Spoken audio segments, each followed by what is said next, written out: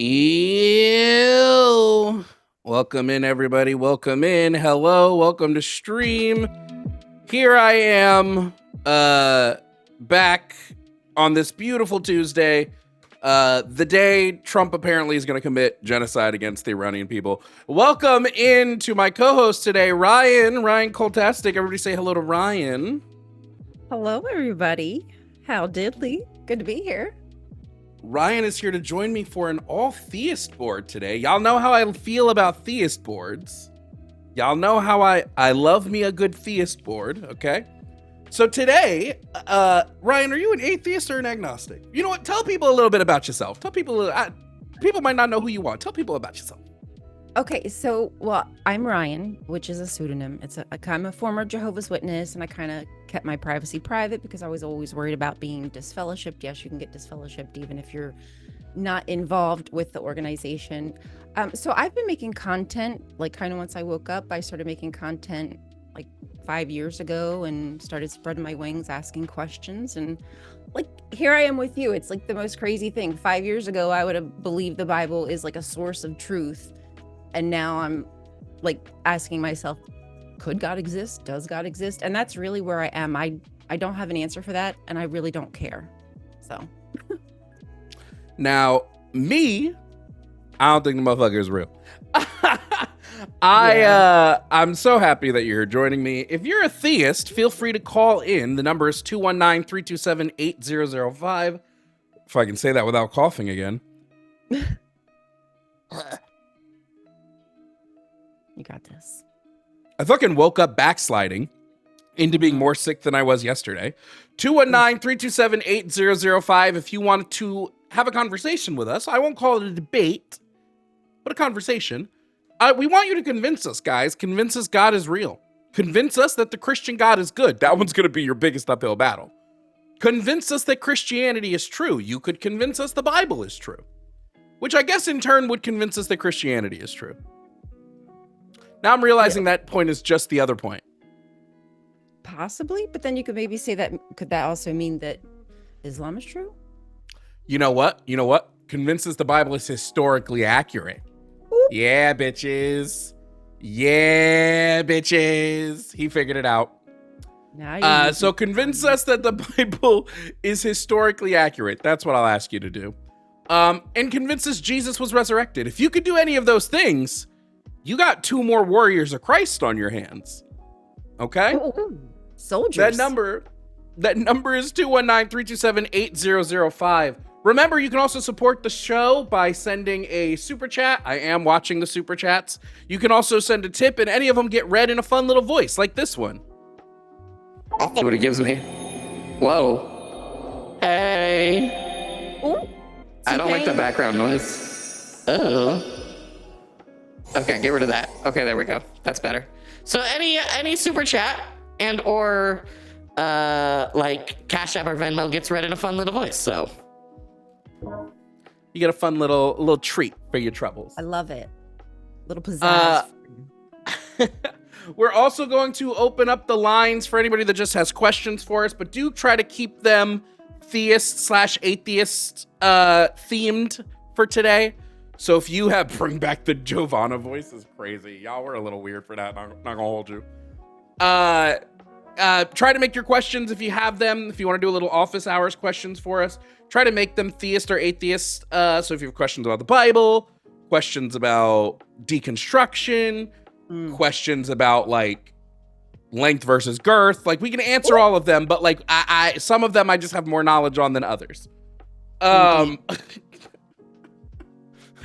But we are here to debate, here to get someone that wants to be convinced. I did already ban someone in the YouTube chat because they said they can't wait to see the fireworks tonight. And one thing we're not doing is I'm not going to allow genocidal chat in my YouTube chat. You can fuck off with that shit.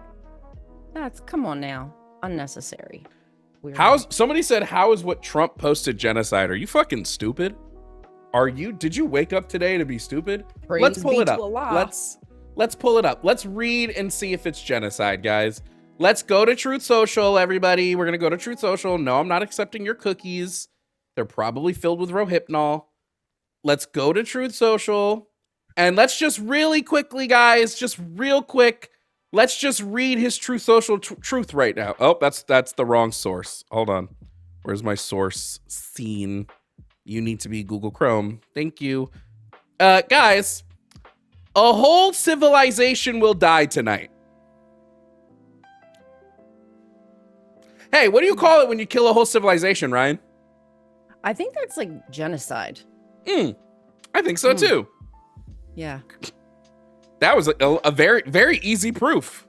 Yeah. Definitions that, are hard, guys. but I think I'm right there anyway. Look how easy the proof was on that one.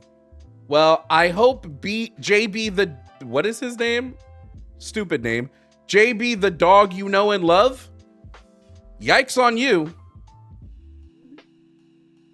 Yikes on you. I can't believe you were proven so wrong so quickly. So yeah, I don't support genocide. Ryan, what about you? I think that it is something I would say I am morally clear and concise on.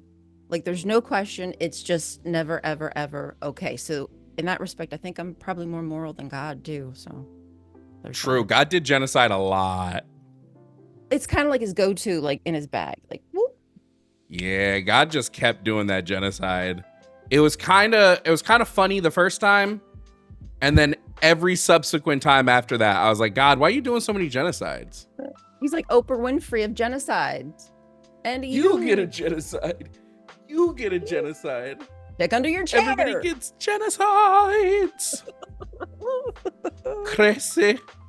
Yeah, I just don't think, you know, as a human, you know, as a stupid human as I am, I think I could find other ways to come to a solution with somebody. You mean to tell me that this all-powerful God couldn't think of another way to like fix things? Well, I'm not saying that. Oh, I wouldn't blaspheme. My goodness. No, like, I but would. serious, it isn't just the stupidest thing ever. Like, oh, well, he had to do that thing because they were bad people. Okay, so the kids that died, the pregnant people, they were. Well, they were he bad specifically people too. wants them to be slaughtered, you know? I think God doesn't like pregnant enjoys people. that. God quite literally, it's in Pregnicius 3 verse 7. I don't like the pregnants. That's what God said. Is that where they also say happy is the one who dashes the babies against Oh, the true, rocks? true. I don't even know why I had to make up a fake verse. There's tons of real ones. Yeah, it's all in there, all kinds of goodness. When Moses said, kill anything that breathes, pregnant people Yeah. breathe. Yeah, right. Like Numbers 31. And you know, that was like his people. That's the craziest thing. The Midianites were who saved him from Egypt. And then he went back and mercilessly killed and enslaved people. That's kind of crazy. Like, you had to They go didn't back put to that part in people the that he called DreamWorks movie. Right. Seriously. It's unbelievable. Unbelievable. Yeah. They they left that part out when they were doing all the singing and dancing. They don't tell us that part, right? They kind of ignore and skip over that. But you don't get it. Just the context. It's the context. Remember, guys, the call-in lines are open for office hours if you want to call in and ask a question.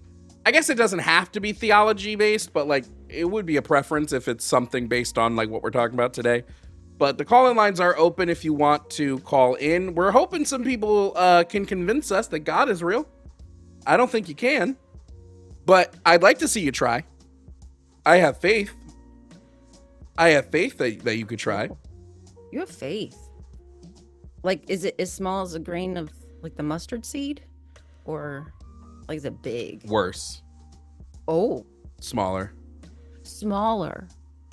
Like the head of a pin? Even smaller. Oh my goodness gracious. Like molecular level. Oh, Jovan, did you see the I Am Jesus game? I did. Should we play it? But I hear there's a lot of AI in it. I am Jesus. Yeah, somebody made a Jesus game. What do you do? Like resurrect people? I think you go around performing miracles. Hold on, let's take a look real quick. This is I Am Jesus Christ on Steam. Afraid, I bring you good news that will cause great joy for all the people. Today in the town of David, a Savior has been born to you. Your hour has come. Ah! What have we to do with you, Jesus of Nazareth? It having Have a you very come to positive destroy us? reviews is crazy. Oh my. I tell you, Get up, take your mat, and go home. These are all AI voices, by the way. Be quiet. None of these are Jesus voices. said sternly. None of these are Come out of people's. him. None of these are real people. Lord, if it's you, Peter replied, tell me to come to you on the water. Hey, yo! That's so sad. He wants to come to him on the water? This is disrespectful. Pause? If I was Jesus, I'd be upset.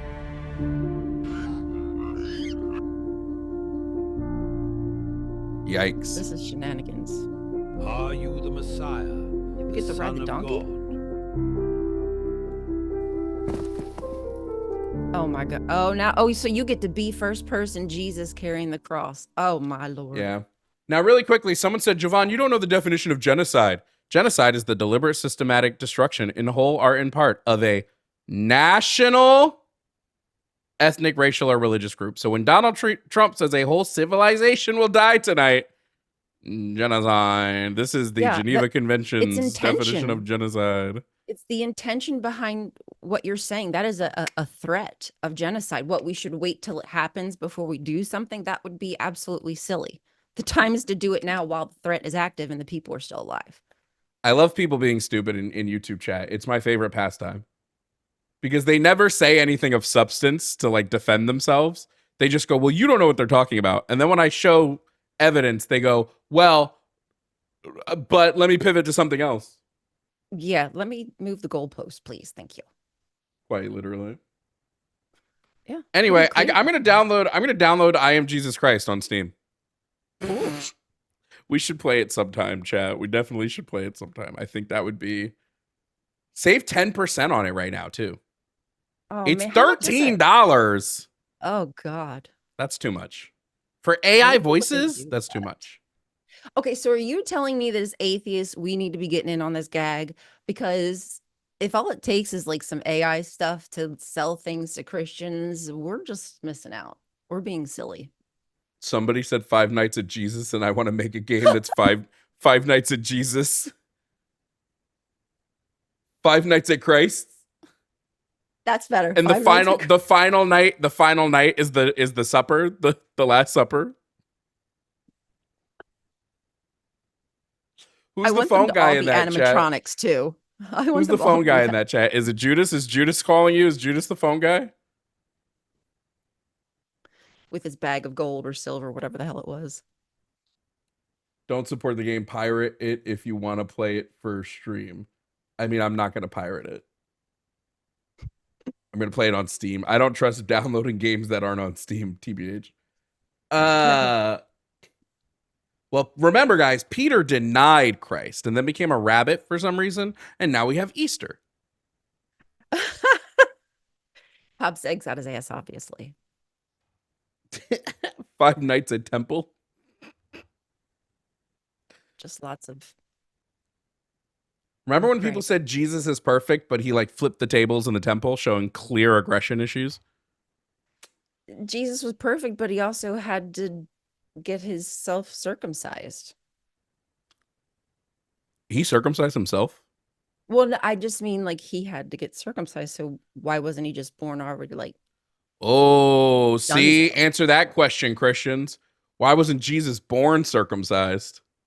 You know, to show like a perfect man what it's supposed to be. Wasn't that the whole thing? I thought. Oh, chat, good idea. I'll play it, and as long as it's under 2 hours, I can just return it. Chat, brilliant. Brilliant, chat. Boop. We like that. Flipping tables equals wrath equals deadly sin. So true. Jesus committed deadly sins. Guys, call in. Where are the callers today? 219-327-8005. Have you liked the live on YouTube? That's why. Guys, there's 363 of you in here on YouTube and only 85 likes. Like. I don't know how many days I have to tell you in a row. Liking the live increases the traffic, increases the call-in potentials. Don't make me have to tell you every day. You can follow rules way better than the MAGA chuds. Oh, please. Please tell me you can. Or I'm afraid for you all. A perfect penis seam is crazy, chat. 5 nights at Catholics where you're a young boy and have to dodge priests. Just ducking and diving. Fuck. Hide under the steeple. Holy shit. Oh man. That's Where's fucking the holy funny. water? That's Yeah, funny. that's kind of sad. Wait, I want this game now. I want someone to make this. Make it for Oh us. God. Do I want to learn how to code? Just for that specifically. Just for Jesus. Code for Jesus. Was Jesus hung like a donkey? Well, isn't it the fact that average penis size has gotten bigger? So doesn't that mean, like, if you take that into account, Jesus, like, what was the average penis size in Well, wasn't the average 30 AD? height back then 5'6"? Wasn't the average height like 5'6" back then? They were rather short, which is why Goliath at like 6'6" sounded really tall. At least that's what I look at that, remember. guys. Look at that. Let's see. Average erect length back right now is 5.1 to 5.5 inches. Looks like I'm below average. I don't know what Jesus would have been. But Probably like supposed to be 2. perfect. I can code if you do the art. I can't do art. Who wants to? I will. I'll release the game under Jovanian Studios. But who wants to help me design Five Nights at Catholicism? We're just dodging the priests. Pick up holy water that you can use like as a defense. What else? A cross. I guess you could use that as a defense because you need to find items. What other items? Maybe lost texts. That's crazy. Animatronic Catholic priests is fucking wild. We got a super chat. Let's read it real quick. This super chat is from, ooh, gross. Turn that off. Is from Sylvia Snow. Said, I got you, boo. Everyone liked the stream. Thank you, Sylvia Snow. Thank you for the super chat. Thank you. We love the super chat over here. We appreciate I'll you. make the music. No way we really want to make Five Nights at Catholicism. I think people would play it. There's a lot Five of Nights sickos Till like the us. Baptism. I would definitely play it. I would. I can help I would. voice it. Guys, voicing and music is great, but the most important part is somebody who can actually code games. So Yeah. I 100% am down, but we would need somebody who can actually code video games. We need the smart peep shit. We got a birthday redeem over on Twitch. Let's say happy birthday to D-Blag. You could be a birthday baddie too. A very happy baddie birthday to you. What if we make a bunch of religious games? So one of them is just Crucifixion Simulator, where you play as Christ, but you physically can't move. You just sit there and get in, and your game the only way to win is to let your game run completely for 3 days. 3 Oh, God. in-world days. Oof. And then And he you dies just- and he never comes back. You don't get a second life. You can only play the And game you have once. to get like stabbed with the spear or whatever the hell you have to get stabbed. Yeah, but you and don't have stuff. control over it. Literally, you can't do anything. Your hands are tied. Oh gosh. That sounds a lot of fun. I mean, if you're into BDSM, maybe you could get down with that. Jesus BDSM Simulator. They Absolutely already have that, I know. insane. Another super chat. This one is from Sektuk. Set Cooks? I don't know. Said Five Nights at Mass. Five Nights at Mass would be a little different. What would that one be? I don't know. What do Five they do Nights at at Mass? Mass. I've Is that never where they been to eat Mass. the little cookie cracker thing? Oh yeah, Five Nights at Mass is just when a bunch of people cannibalize Jesus. They eat his blood and drink his, or they drink his blood and eat his body. That could be fun. Zombie Guys, Jesus. 219-327-8005. Convince us that God is real if you can. Convince us that convince us that Christian God is good. I think he's evil. Convince us that Christianity is true. I think it's false. Convince us the Bible is historically accurate. I don't think it is. Convince us Jesus was resurrected. You can't. Just praying one of you calls in. Don't make this a boring stream, guys. Maybe they know. There's no hope. There's no proving. There's no biblical evidence. fighting game. Who would win in a biblical fighting game?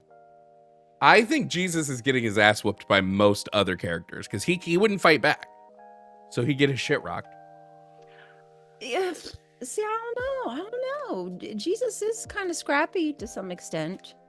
You can see that When? maybe He scrappy. never Well, fights. he flips tables. He flips tables. That's kind of brazen. Boo-hoo. Abraham was going to kill his own son. He's whooping Jesus's ass. True. That's true. That's true. What about a game where Yahweh fights the other gods? I'd like to see that. I think all gods are getting mogged by the Norse pantheon. They should come get whipped. Yahweh should get whipped by like. They're Odin all and getting their stuff. shit rocked. Who's the strongest god of all? Anat. I'm biased. Which one is But I that? say Anat. Anat. She is the one who defeats death. She is from Hmm. the Canaanite pantheon, and she is mentioned in the Bible. See, guys, strongest god is not God. Where we just had some more super chats. Where did they go? Where did they go, chat? What the hell? You're up your ass, you'd know. Here we go. Fuzzy Logic sent a super chat. Said, oh my god, mothership. Don't just click like, also click share. If you have no friends, you can copy link, and then YouTube can't tell whether you paste it or not. This is true. So if you want to support the stream, guys, also click the share button. It would go a long way. Also, legally mod. Wait, we have a few actually that I missed. Let's do the next voice. Wait, there we go. Oh, this one's called Trap Star. Oh. Crazy. Rogue Paw said 5 nights to last rites. That's pretty good. That's pretty good. Legally Mod said, whoa, what is this one doing? It's called Speech Jammer, but I can't tell if it's doing anything. Legally Mod said, chasing the money changers out of the temple souls be a Dark Souls style boss battle. Oh, I get you. Like Dark Souls. Yeah. Heard. Katie Iron Fist said there's already a manga about Jesus and Buddha as roommates. W for the manga. From Liquidy Shin. I got the sequel, 5 Nights at Catholicism Escape the Vatican. You have to stop the Pope from getting your goodies. Oh no. Oh man. That ain't right. You guys are on one today. This Pope seems okay though. This Pope almost seems like he maybe is an okay person. Maybe. Oh, we got another super chat. From Miss Non Sequitur said, Ryan is the awesomest goddess ever. Love you. Thank you, Miss Non Sequitur. Love you. And from Mount Tenkawa or Mount Enkawa, I don't know how to pronounce it, it's one of those ways. God versus God for the first half of the game, and the rest of the game is NES Final Fantasy like, where you build a team and kill God. Oh shit, wait, I'm all for that. Next is, oh, here we go. Silly Joss came from Twitch to thumbs up or to like. Everyone like the stream. Yeah, we're at 243 likes, so make sure you guys are liking, make sure you guys are sharing. If you are a theist, call in. If you're not theist, call in. You guys usually want me to do office hours, and no one is calling in for office hours, so... Hello. How rude. Seriously. For serious? So serious. Thanks for all the support though. You guys are so cool. I just came in. I was about to say your mic is messed up. No, guys, no. My mic never messes up. I just am sometimes I have other voices in my head. I know all about that. I'm not going to like this stream if no one calls in. Then I guess we won't get callers, thanks to you specifically. Damn. Ruthless. I like to be ruthless. Whew. It's a ruthless world. Gods die all the time, especially Christian ones. Yeah, that whole gods dying, like, what's the freaking definition of a god then? I thought the whole purpose of a god was like they don't die, they're immortal. So I don't know. Oh shit, me too. Am I God? Maybe. I like that scene in the TED TV show where he talks about how he might be Jesus. Did y'all ever watch the TED TV show? No. Is that the one with the teddy bear Ted guy? Yeah. Ted's great. Okay, no. Ted's great. Ted low-key W of a show. Have not tried it yet. Is that the guy who does Family Guy? Yeah. Okay. Yeah. He's funny.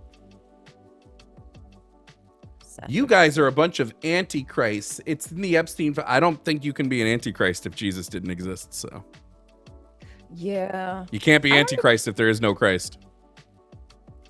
And I don't even know if people really know what the antichrist is anymore, because I see people throw it around, just like, oh, well, Trump's the antichrist. Oh, this guy's the anti. Like, make up your mind. What's the antichrist? I mean, wasn't he from that movie? The Omen. Oh, is that the one? Wait, is that the one with the Yeah. pins? Pinhead? No. That's Hellraiser. Oh. The Omen I is the wasn't one allowed with to the watch kid who's the movies son like of that. Satan. I wasn't allowed to watch that kind of stuff. I'd have demons attack me if I watched it, so I don't know nothing about it. Damn Hey demons. Christian, there's more. Hey Christians, there's more books about Grandpa Nurgle than who the fuck is Grandpa Nurgle? Grandpa Nurgle? Like a purple Nurgle? Like a titty twister? I don't know.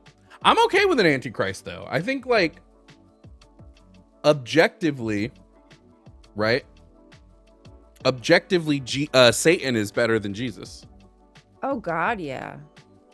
Is like Someone said Jesus did exist. That's why we have BC and AD.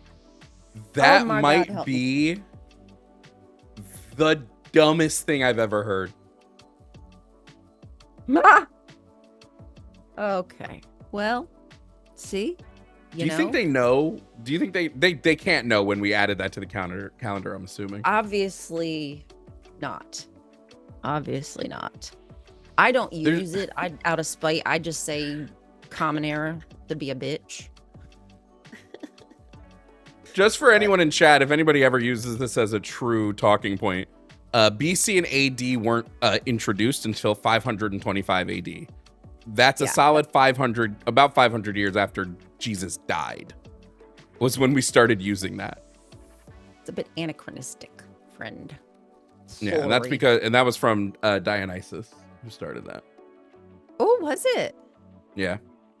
I love Dionysus. I want to learn more about that god specifically. Well, AD he added. BC, actually, let me rephrase. AD was added by Dionysus. BC wasn't until like way later. BC was like 8th or 9th century that we got BC. If I'm remembering, BC was shit. I don't remember who started BC. But AD was Dionysus. BC was added like way later. Yeah, I mean, it's all human conventions. Anyway, I mean, if the whole world decided to change the time, which, I mean, they kind of had done to some degree with the whole time, whatchamacallits. Oh my God, I sound stupid. But yeah, it can be manipulated. We could change the whole system. I bet you guys don't even know the meaning of the word Bible. Okay, this isn't a real person. Guys, this isn't a real person. They just quoted Wu-Tang. They're not. No, they quoted Wu-Tang. Basic instructions before leaving Earth. They just quoted Wu-Tang. These aren't real people. This isn't a real person. You probably get that a lot, don't you? trolls? Yeah. Yeah, I mean, like All the fucking time. like actual bots, like not even people. I don't know how many bots I get. Okay. BC Before stands cum for shot. before cum shot is fucking wild. Jovan, I'm currently reading Killing Hope based off your recommendation. Can you recommend another book about communism? Well, it would just depend on what type of book you're looking for.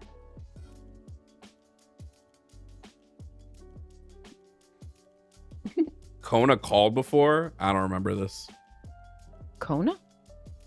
Yeah, I Oh, gotta that remember. I person. don't remember. I get so many callers a week. I don't remember these people. Yeah, how could you? Especially when you got hundreds of people in here at one time. Who's got better Riz, God or Odin? I think I think Odin fucks more. Oh yeah. I would say for certain Odin fucks more. I mean, God allegedly has a big D. Supposedly. Who said that? Well, the D is the rainbow. Like he threw his dick up in the sky to like prove his point. Like, hey, I'm the big D. I could kill you if I want to. I won't, but I could. That was his dick. That's what the scholars say. That's not me. Just saying. It's kind of hot, not gonna lie. Yeah, I mean that rainbow D. Gets you hot, get you wet.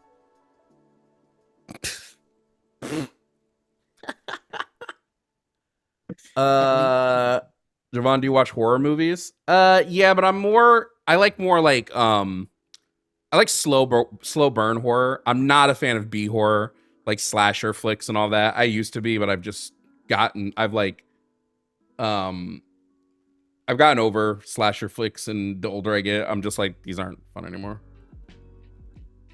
I'm not a big fan of blood. Now I could watch like a sci-fi and there could be lots of, but like if it's a real, okay, I just said real and I'm talking about movies.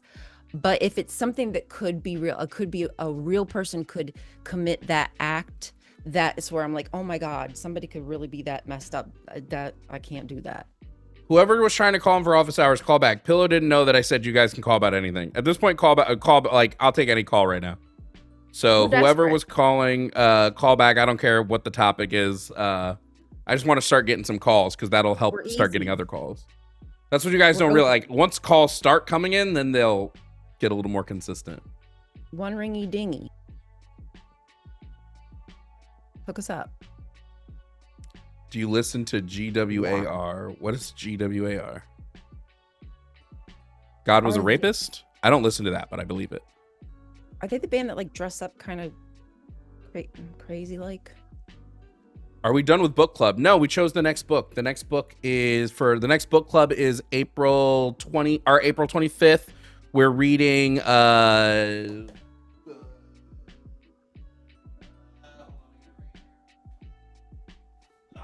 Stamp from the Beginning. And then we're going to watch the documentary and then we're going to discuss. So this is the next book club for those that want to know. This is by Ibram X. Kendi. It's the definitive history of racist ideas in America. Ooh. I've read it before, but we're reading it again. Jovan, what's your favorite genre of music? I listen almost exclusively to show tunes. Sorry, but not sorry. I'm a theater kid, and I'm always going to be a theater kid. Do you listen to show tunes? Yes, I'm a theater kid. Have you ever? If you're going to ask if I've heard a musical, I have. Whatever musical you're going to ask about, I've heard. Yep. Because I love it. I love it. I'm not a fan of Epic. Oh, you're not? No. Oh, sadsies. No, it doesn't do it for me.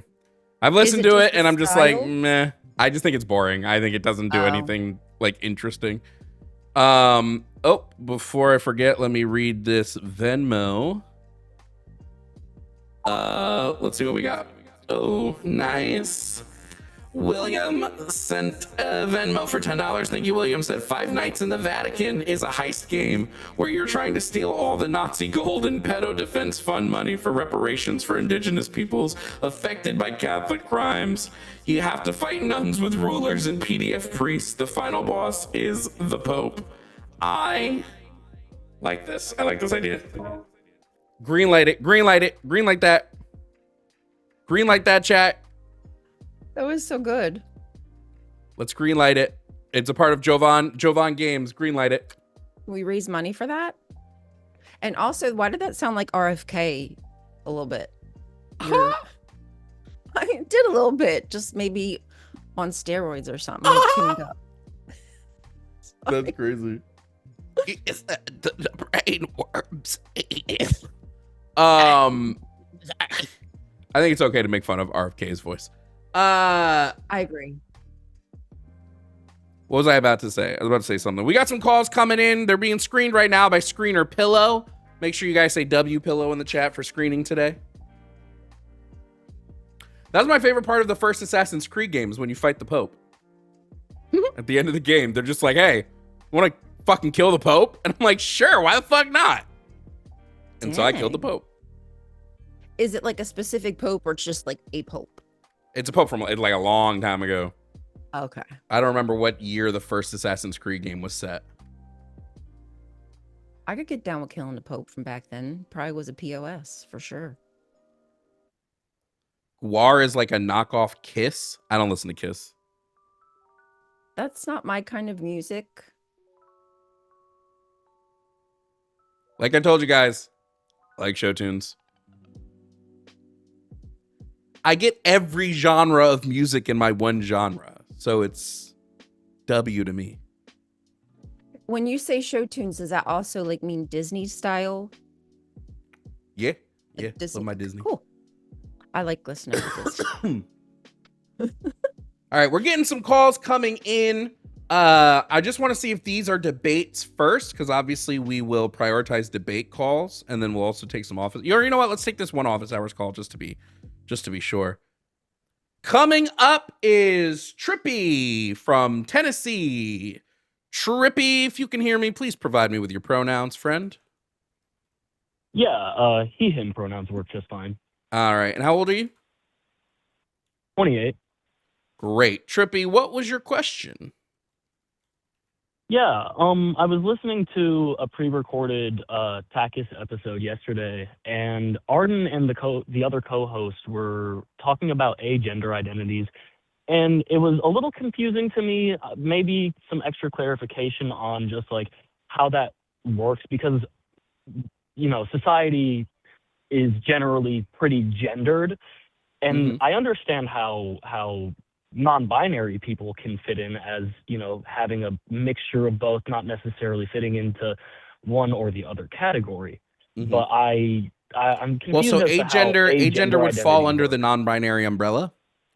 It's decouple it sort of from your thoughts of gender. So non-binary can fit into a few places. You could have somebody who feels both like a man and both like a woman, so they're non-binary because they fit under both spectrums of the gender distribution.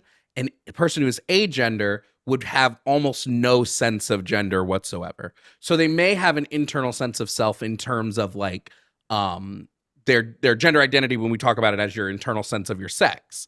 So they may go, okay, well, sex-wise, I might feel more male or I might feel more female. But then that doesn't connect with any sort of pre-built schema they have around the male and female gender categories. Okay, that kind of makes sense. The big thing that made me want to call in, I was wanting to call into Takis, and I saw you were live today, so I figured I'd give you a call about it. But some of the things had really stuck out to me as things that I might have experienced myself. I know you're not super versed on the trans experience, but yeah, I would say definitely if you can, talk to Lux about it. Because it is. Yeah, I absolutely. I don't know what specific. I probably should ask it what specific gender category it uses for itself. But Lux is non-binary, so right. Lux would be a really good person to ask about that. It can provide you a lot more clarification on that than I can. Again, from like the experience side, I can only tell you like the sociological side. Right, because I don't have any problems with like I don't think I have any dysphoria relating to my anatomy. I'm very happy with all my appendages, but there's certain things that just like I don't know. never quite fallen into that like manly man. And I understand that, you know, gender is your, you know, like you say that it kind of fits your schema of the sex, but also like from the types of men I've been surrounded by, I don't really necessarily fit into that. Like all my guy friends are super into like cars, and I get into the, you know, kind of, I guess I fit more into, you know, the man category, but also there's just certain things that, you know, I don't necessarily understand. Like I said, it's definitely a more experiential type thing, and it might be a call better suited for Takis. Yeah, and chat is telling me but that you- Lux does identify as agender, so Lux would be able to walk you through that so much, right? There's literally there's not much I can do except just like reaffirm what you're telling me you feel, right? Like I can't tell you what another, like I just nothing I can do on that side. And I get that. I mean, if you're wanting to talk about the screener said that, you know, you're looking for more theistic calls. I could possibly have a subject for that if you're wanting to feel the water on that. But if not, Well, I'm totally if that's fine the with case, hopping if that's off the here case, here's what I'll do. Let me put you back into the queue and just talk to Yeah. Pillow again to just let Pillow get what you want to talk about, so then we'll know. And then if it's something good, Pillow will Yeah. throw you back into the call queue, and then we'll bring you back up after we got some other calls. So I want to just bring them up quick, and then yeah, if it's something that, because Pillow knows the stances, so if it's something that, you know, we have a disagreement on, Pillow will throw you back in queue and we'll bring you back up, Trippy. Okay. Yeah, sure thing. All right, cool. Thanks so much. All right, we'll throw Trippy back in the queue. All right, we got some actual calls. Ooh, let's I'll read these super chats first, and then we'll start taking these calls. But let's first do these super chats. Another one from Legally Mod said, "We're supposed to say da Pope now. Da Pope. Da Bears. The Bears." Next is from... Oh, this is the Lego one. It does nothing but add a brick sound. Let's do it. Okay. This looks great. This is called Dr. Apocalypse. The squirrel nest said, out of the Eden fighting game, we'll have little brothers going. I don't want to play Abel again. It was pretty good. That's pretty good. Next is... Oh, this is a demon one. Perfect. Sexy. Okay, let me turn that off. Off My Glass said, thoughts on the Book of Mormon musical. I used to love it. I'm kind of against it. Not against it. I'm not really into it now. I wish the joke... You know what? Let me turn this off, because... I want to be serious about this. I wish the joke in most of the musical wasn't look at these backwards Africans.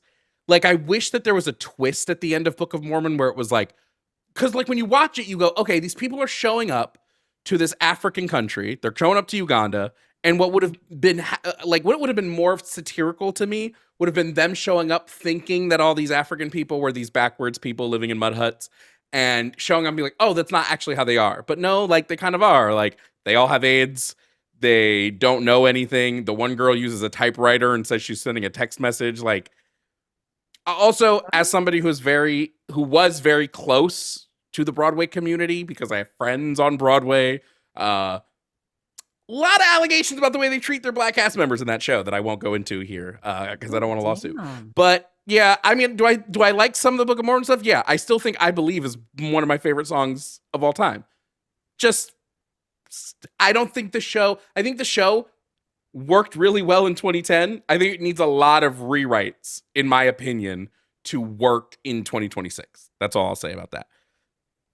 Oof. If that's the truth, wholly agree. That's weird and gross. Why would you keep that? It was a different time. I guess, yeah. I recognized that it was a different time. And when it first came out, I thought it was the funniest shit on the planet. I was like, this is fucking hilarious. And then I was like, yeah, there's some things that I would change. Still a lot of great stuff in it. A lot more I would change. Let's take our first actual call. So coming up to talk is Matt. Matt is calling to talk about topic number 2, the Christian God being good. Matt, if you can hear me, hello, you're on with Jovan and Ryan. Could you please provide me with your age and pronouns? What? Yes, I am Matt. I am 35, and I use he, him pronouns. Great. Now, Matt, before we get into just a couple of questions to get some clarity, you are a theist, correct? Absolutely. All right. And what God do you believe in, Matt? I believe in the God of the Bible. Excellent, Matt. Excellent. Now, I believe, and Ryan believes, that the Christian God would be an evil God. We do not believe he's good. Can you convince us that he is? Yes. Would you like me to make a positive argument first? I would love to hear your negative critiques on why you believe he's not good. Yeah, I can give you. I'll give you mine, and then Ryan will give you hers after me. I believe that the Christian God is evil because if we're taking the Bible as literal fact of the actions that he has done way too many unforgivable actions, including genocide, including commanding rape, including murder, including allowing slavery. He's just done too much for me to go, this can be a good being. Ryan, what's your reasons? Yeah, I think God is very flippant. He takes the easy way out. He is not very communicative. He breaks promises. He lies. And I think that right there is that was 5. I think that's pretty good. Okay, so obviously, there are a lot of things that were just thrown out there. I would point to God's goodness being the salvation that he provides in sending his son Jesus to die on the cross for our sins and to rise again, that is ultimately his love and goodness on display, because we all must experience his love in order to have a relationship with him. I think that one of the foundational truths that is presented in the Bible that is often missed is that human beings are not innocent. We are born with a sin nature.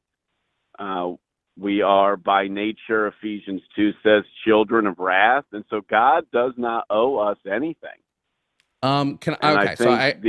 Just real quick, so I want to keep us on a good time here. You said that God's goodness comes from the salvation he provided by sending his son Jesus to die on the cross. Just a quick question. If I have 2 children, right? Let's say I have 2 children. I have child 1 will name John, child 2 will name Unlovable.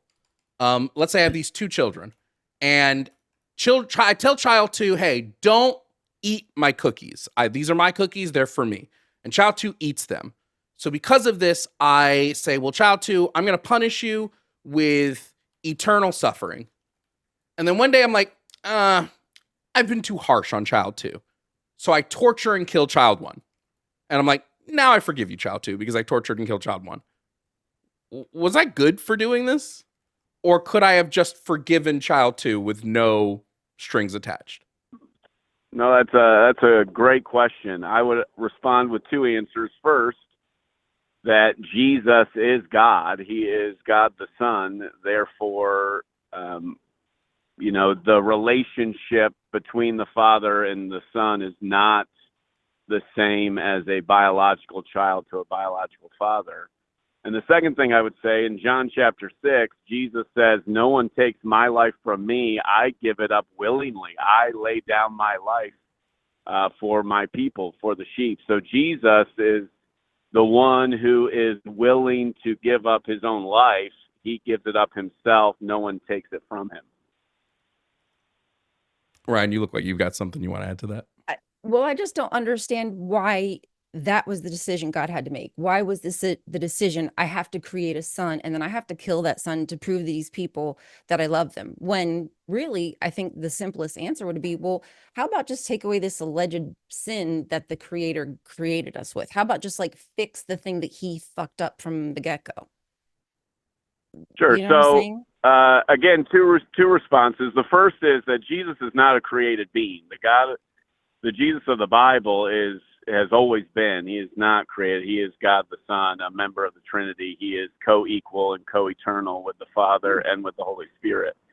And obviously that's a huge thing to unpack in just a few minutes. But The second thing would be that the reason why God did that is because God is just. God is not just love. He is also presented in the scriptures as being just. Therefore, when sin is committed, it must be punished. Otherwise, his justice no longer exists. So in order just to really quickly, yeah, go ahead. because I just want to make sure. Did Jesus suffer while he was on earth? Like, did he experience Absolutely. suffering? Okay. Yes. Could God have forgiven us without Jesus experiencing suffering? Without Jesus dying, the answer is no. So, Okay, hold Romans on. 3. Wait.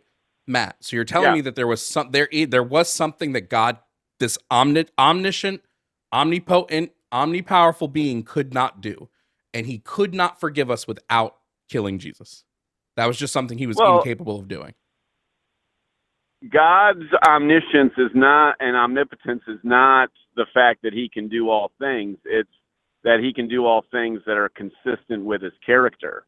And So it's because not his consistent with his character is character one to of forgive? justice, But his character well, is not that's consistent. That's the problem. God is more than just love and good, right? He is just.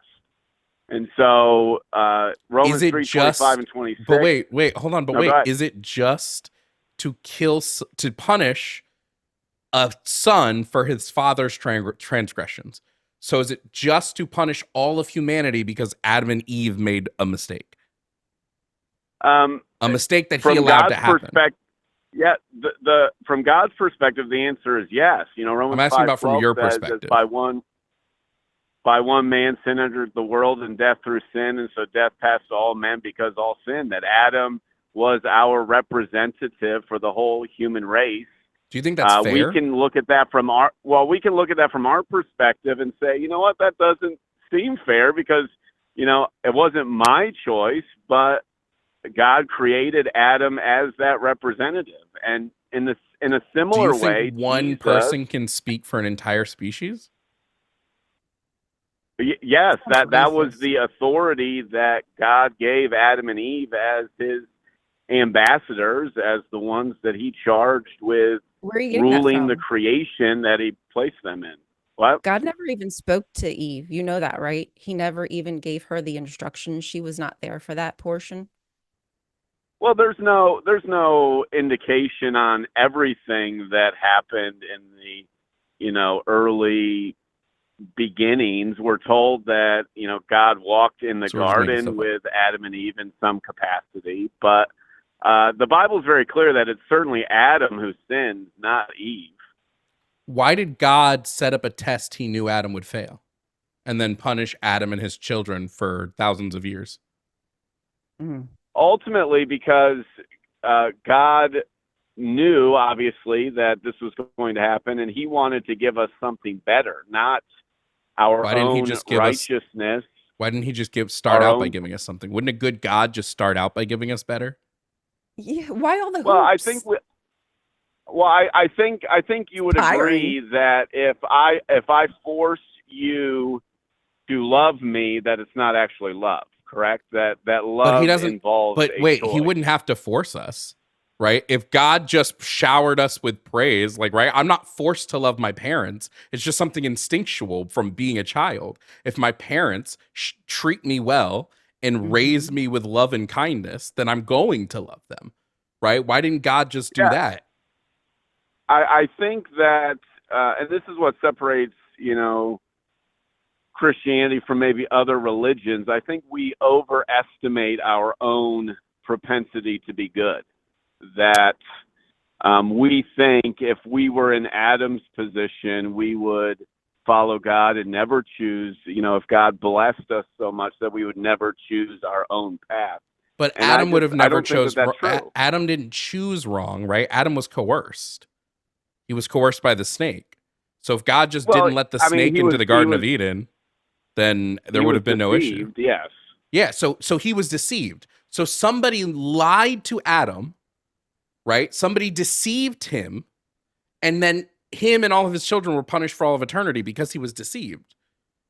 Yeah, but it was still Adam's choice. I mean, when someone lies to me, I can choose to believe But that what lie or choice not would? to believe. Oh, sorry, that you go lie. ahead, Ryan. Go ahead, Ryan. Well, what experience does Adam have to pull from? Right? Like he's lived in this garden by himself with his wife or whatever you want to call her, apparently, allegedly, with nobody else to talk to, no one to draw, past historical experiences from so they could learn. They don't understand what happens when you have sex. Like they don't know that you're going to have a baby if you have sex. They might even not even know what sex is. How do they even know about mortality or immortality? What does that mean? What's a lie? they, I mean, maybe Adam, you could maybe make the case that Adam has this information because he was with God by himself for who knows how long. But when Eve came along, she wouldn't have been privy to any of that. Yeah, I mean, it's certainly the early chapters of Genesis do seem to indicate that Adam certainly failed at giving Eve all of the information that he possessed. That's why he's the one that's held guilty. But I think it goes back to Adam having a choice. He has obviously experienced the goodness of God being placed in the creation. Adam doesn't know what good walking is. in, He doesn't know because the in God. tree. This is the problem, though, Matt. The tree is specifically called the tree of the knowledge of good and evil. Adam doesn't know what good and evil even is. He has no concept of right and wrong because he didn't have any of that knowledge. Them eating from the tree is what gives them the knowledge. And I would think that you would agree that like disobeying God would be an evil action. Adam doesn't know that that is evil. He doesn't know that it's wrong. Like, yeah, God can command him, just like I can tell my 2-year-old, don't do something, but they have no concept of right and wrong. So when they do something, it's not because they're purposely making a choice to do the wrong thing. They fundamentally don't know what right and wrong is, and neither did Adam or Eve. And They even couldn't still, have that it. doesn't mean they should die, right? Like you might say, oh, no, like if you put a plate of cookies out and a 2-year-old and you put them where they can reach, but you say, do not touch those, and you walk away, the likelihood is the kid's going to eat the cookies. And yeah, maybe you like say, oh, no, that's bad. I want you to sit here.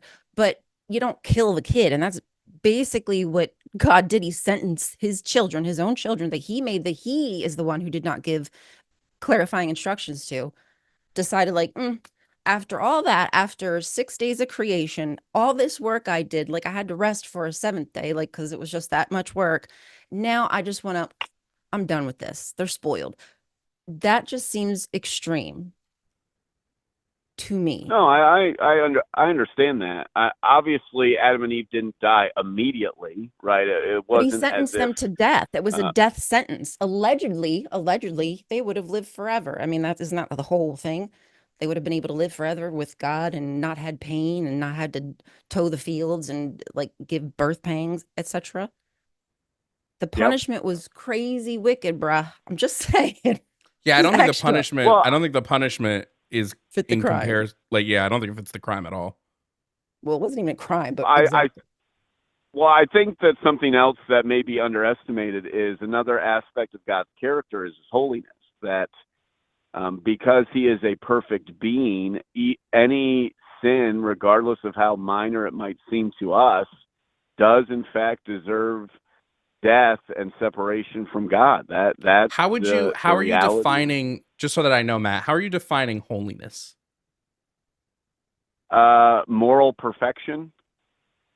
Okay, so moral perfection. So that means God always makes the perfect and correct moral choice 100% of the time.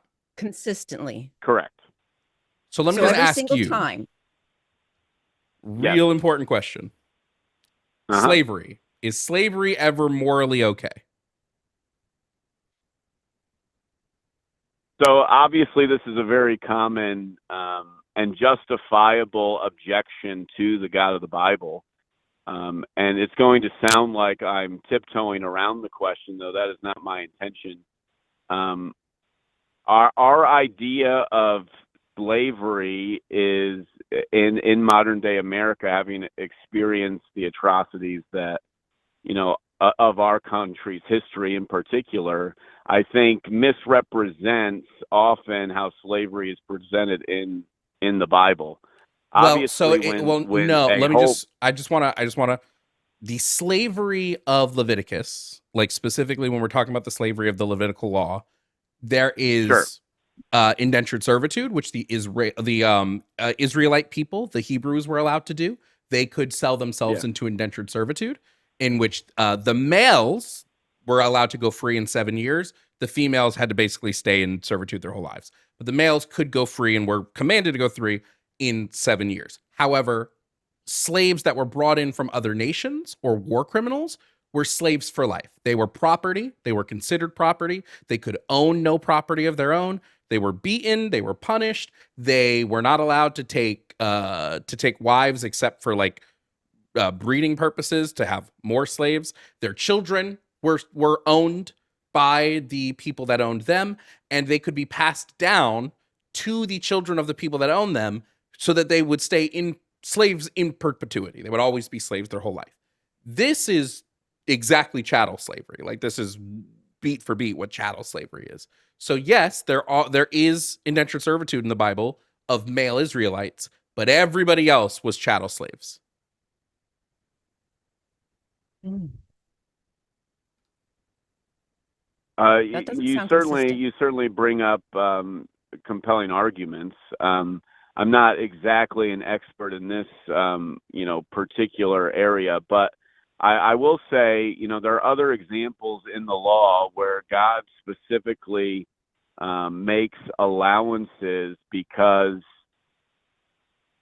although it is not his ideal, it is the reality in which his people are living in. And so God was able, but we have to think about this for a second. What happens right before Moses gives the rules of Leviticus?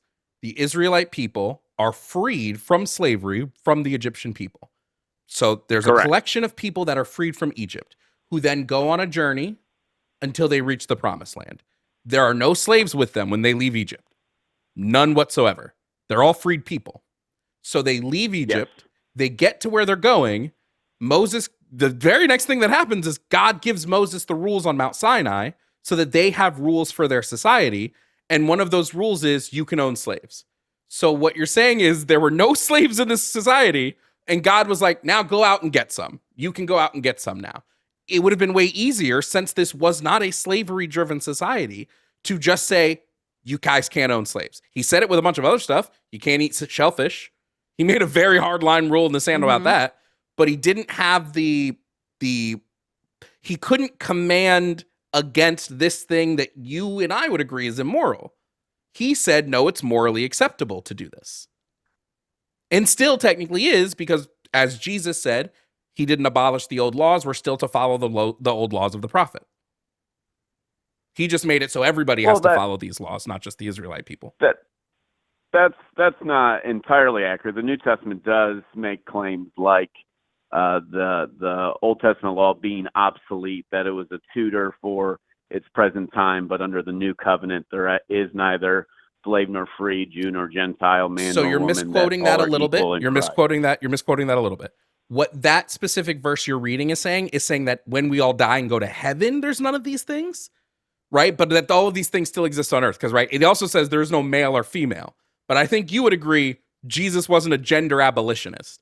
He didn't say we need to get rid of, like, he wasn't like, hey guys, we're all now a gender, right? He's just saying when you die and go to heaven, whether you're a master or a slave, you're going to be judged the same.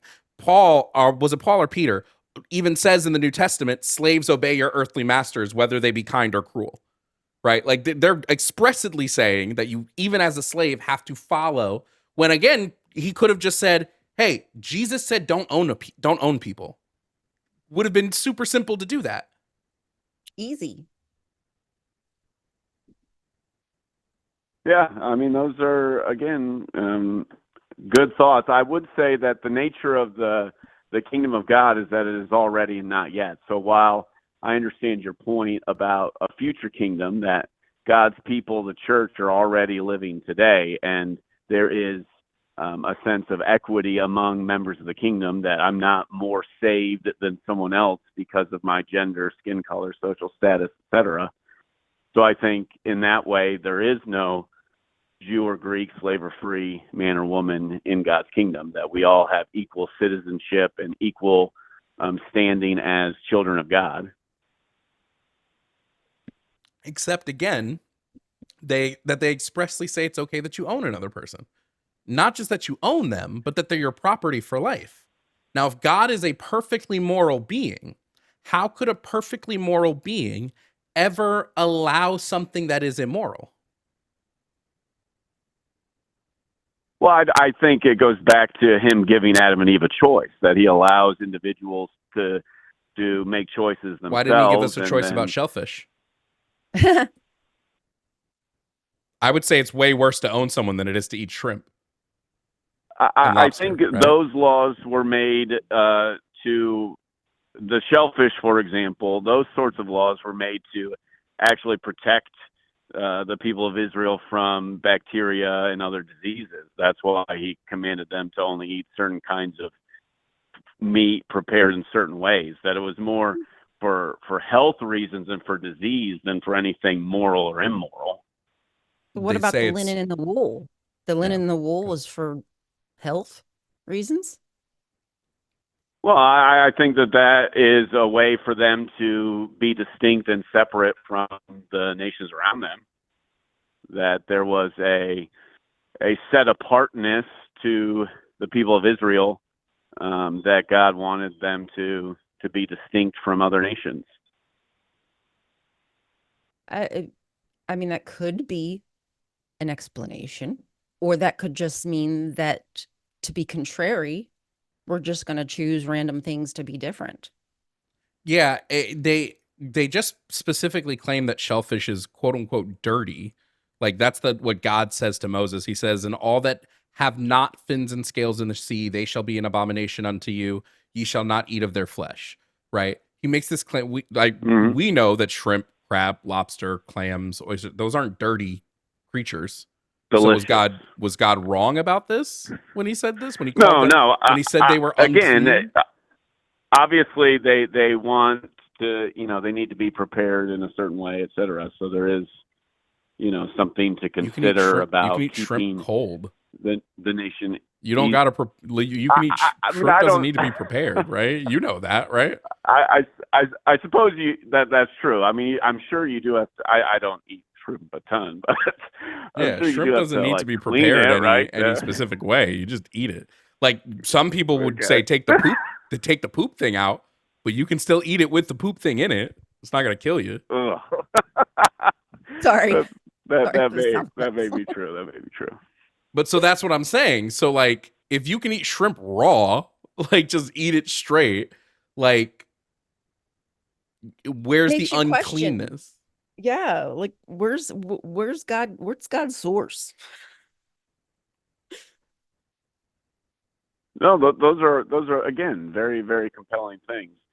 As most Christians tend to look at the law, they certainly tend to separate out categories of the law, that there are moral, that there are civil, and that there are ceremonial laws. And I think often we lump in the civil and ceremonial laws with the moral ones and make moral claims about them, when really those laws are in place to help the nation become a nation and for them to follow the practices that God put forward to worship him. And obviously, but see, I don't like this. I don't like this distinction when we try to say there's like ceremonial law, and then God says to Moses. God says all the time, all my laws are written equal. They're all written equal. You follow them all equally. So when we have this distinction of like, well, some are ceremonial, so we don't actually have to follow those anymore. When Jesus said we must still follow all of the laws of the prophets. Like, it just seems like we're now picking and choosing because we partially recognize that in the Bible, God commanded a lot of stuff that we would consider immoral. Yeah, I think, when it comes to the New Testament, we see a far less of a distinction in having civil and ceremonial laws. That because, with Jesus' sacrifice, now, we as Christians don't have a sacrificial system because he's the lamb once for all slain from the foundation of the world. So those ceremonial laws certainly don't apply to me as a Christian, because I'm no longer under the covenant that God made with Moses at Sinai. And the same would be true for civil. I'm a citizen of the United States, so any stealing of an ox or selling someone else's sheep, right? That's not something that I need to abide by either. So those laws are there more to show me what God is like rather than, specifics that I need to follow. And I think it's very easy to make that distinction. So let me just ask you, Deuteronomy, when it says specifically, if you fully obey the Lord your God and carefully follow all his commands, I give you today, the Lord your God will set you high above all nations on earth. Was Moses lying about this? Were there actually some Absolutely commands? So is it the case that we are to follow all of God's commands or not? Because God is supposed to be a never-changing being. So if his morality is perfect, that means when Moses gave the rules on Mount Sinai, that was a perfect moral system that would not need changing. But now you're telling me there are some stuff we should not or don't have to follow. Well, that's all part of God's unfolding of his plan. He made promises throughout the history of his people, starting with Adam and Eve, moving on to Abraham, to Moses, to David, etc., that his plan is unfolding. It doesn't all happen at once. And so in the meantime, that's why the writer of Hebrews describes the Old Testament law as obsolete, that we are no longer under the law, but we are under grace, that things are different now because Jesus specifically says, I did not come to abolish the old law. I came to fulfill it, and you are to still follow the laws of but he says you are to still follow the laws of the prophets. That's not what that means, though. Yes, no, he says specifically that you are to still follow the laws of the prophets. All of Deuteronomy and all of Leviticus are the laws of Moses, a prophet. Where does he say that specifically? Here, I'll read you the full text. It's Matthew 5:17. Do not think that I have come to abolish the law or the prophets. I have not come to abolish them, but to fulfill them. For truly I say to you, until heaven and earth passes away, not an iota, not a dot will pass from the law until all is accomplished. All has not been accomplished. Heaven and earth have not passed away, meaning not an iota, not a dot of the law will pass. It is all to still be followed. He did not abolish the law or the prophets. No, I disagree with that interpretation. I think until all that is accomplished is Christ's salvific work through the cross and through his resurrection. Therefore, whoever relaxes one of the least of these commandments and teaches others to do the same will be called least in the kingdom of heaven. He literally says, if you relax on any of these old laws, you aren't coming into heaven. You're not coming. I would say until Jesus accomplished what he did. So now he hasn't we are accomplished under anything the new yet. covenant. Jesus didn't accomplish anything yet. He hasn't accomplished the prophecies.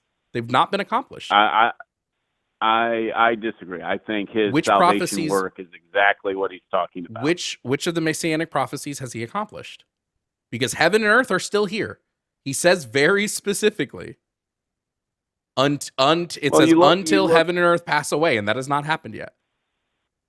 Well, there are tons of prophecies that he's fulfilled through his birth and through his death and through his But that's not what he says here. He says, for truly I say to you, until heaven and earth pass away, not an iota, not a dot will pass from the law. Heaven and earth have not passed away. He's not reunited all of Israel. He's not brought peace to all the nations of the world. He hasn't brought all of the Israelites from the four corners of the earth back. All of these things he's supposed to do to fulfill the final he's done none of that. But then he adds the clarifying statement, until I have accomplished everything that I came to do. Which is? And I would say that that's I'm sorry, where does he add that statement? Which verse is that? Well, I mean, he talks about the institution of the new covenant in John when he's at the Last Supper, and he says, this is the new covenant in my blood, given for the forgiveness of sins. Do this in remembrance of me. That the new covenant is just making it so that the Israelite new covenant. The new covenant just makes it so the Israelite people are not the only people that can go to heaven. That's it. Well, there are others in the Old Testament who are not born Israelites who enter into the kingdom of Israel. It's not but they have to get into the kingdom of Israel to be granted into heaven. And God will make some exceptions depending on if he really likes a person or not. Well, I don't know if I would say it, like that or that flippantly, but Well, I mean, but it's true. Like some people he let in if he didn't hate them. Yeah, he picks and well, chooses. if they repented of their sins and agreed to follow him, yeah. Yeah, so my issue is the new covenant being this thing where God has now forgiven, or now not forgiven, where God has now gone back on the old laws is not a thing in the text. Doesn't say it anywhere in the text that this is the case. It does talk about the way he will now forgive people. I mean, Jeremiah specifically says that the new covenant is just going to deal with God adding rules onto our hearts. So we'll have the external rules, but we also now will have some intrinsic understanding of moral law. Yes, and God replaces our heart of stone with a heart of flesh. Yeah. Yeah, but the text says nowhere that the rules that were given in Deuteronomy, the rules that were given in Leviticus, the rules God specifically gave to Moses for the people are not still active laws. Doesn't say that anywhere. What does it mean then that it's obsolete? Where does it say? What does that mean? Where does it say it's obsolete?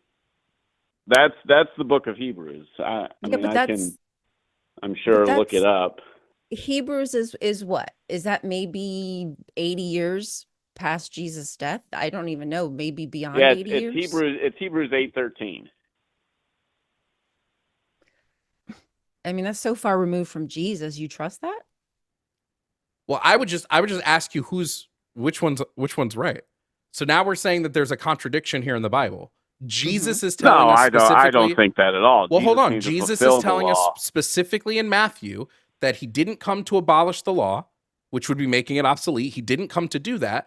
But Hebrews is telling us by calling this covenant new, he has made the first one obsolete. Which one is true? Yes. Which one is accurate? Well, when Jesus is speaking in Matthew 5, they're still under the old covenant. The old covenant, the new covenant is not instituted until he pours out his spirit in the book of Acts. Yes, but he says very specifically he did not come to abolish the old laws. He's not abolishing them. We are still to follow them. He says specifically, until heaven and earth pass away. You're drawing a conclusion. No, I'm reading his words verbatim. No, you are. For truly I say to you, until hold on, Matt. I'm not adding anything. For truly I say to you, until heaven and earth pass away, not an iota, not a dot will pass from the law until all is accomplished. All has not been accomplished. So then nothing is passing from the law. Well, what makes you think that all has not been accomplished? Because we're still here.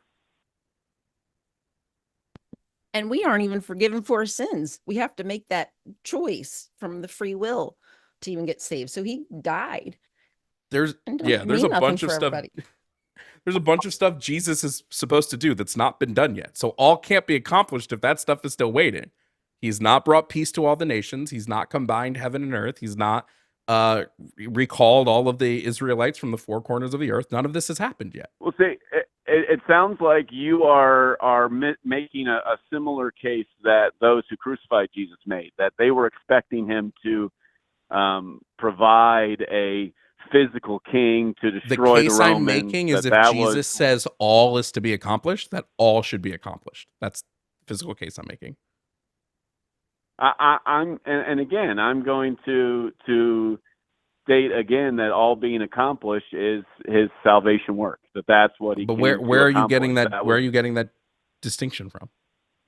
That's what Jesus says. He says, he came here that his kingdom is not of this earth. That's what he tells Pilate, that that he's coming and offering himself as a sacrifice for the sins of the whole world. That's his mission, and that was accomplished at his resurrection and ascension. That his first coming, the first advent, that mission is finished. Now he's seated at the right hand of the Father. When Jesus says that he came to fulfill the law, what law is he talking about? He's talking about the Old Testament law. And the Old Testament law would be the Messianic prophecies, correct? I don't know if that's entirely accurate. He's talking about the laws that God gave to Moses at Sinai. Okay, how do you fulfill those laws? Like, what does that even mean? He's saying, I've come to fulfill these laws. What does it mean to fulfill them?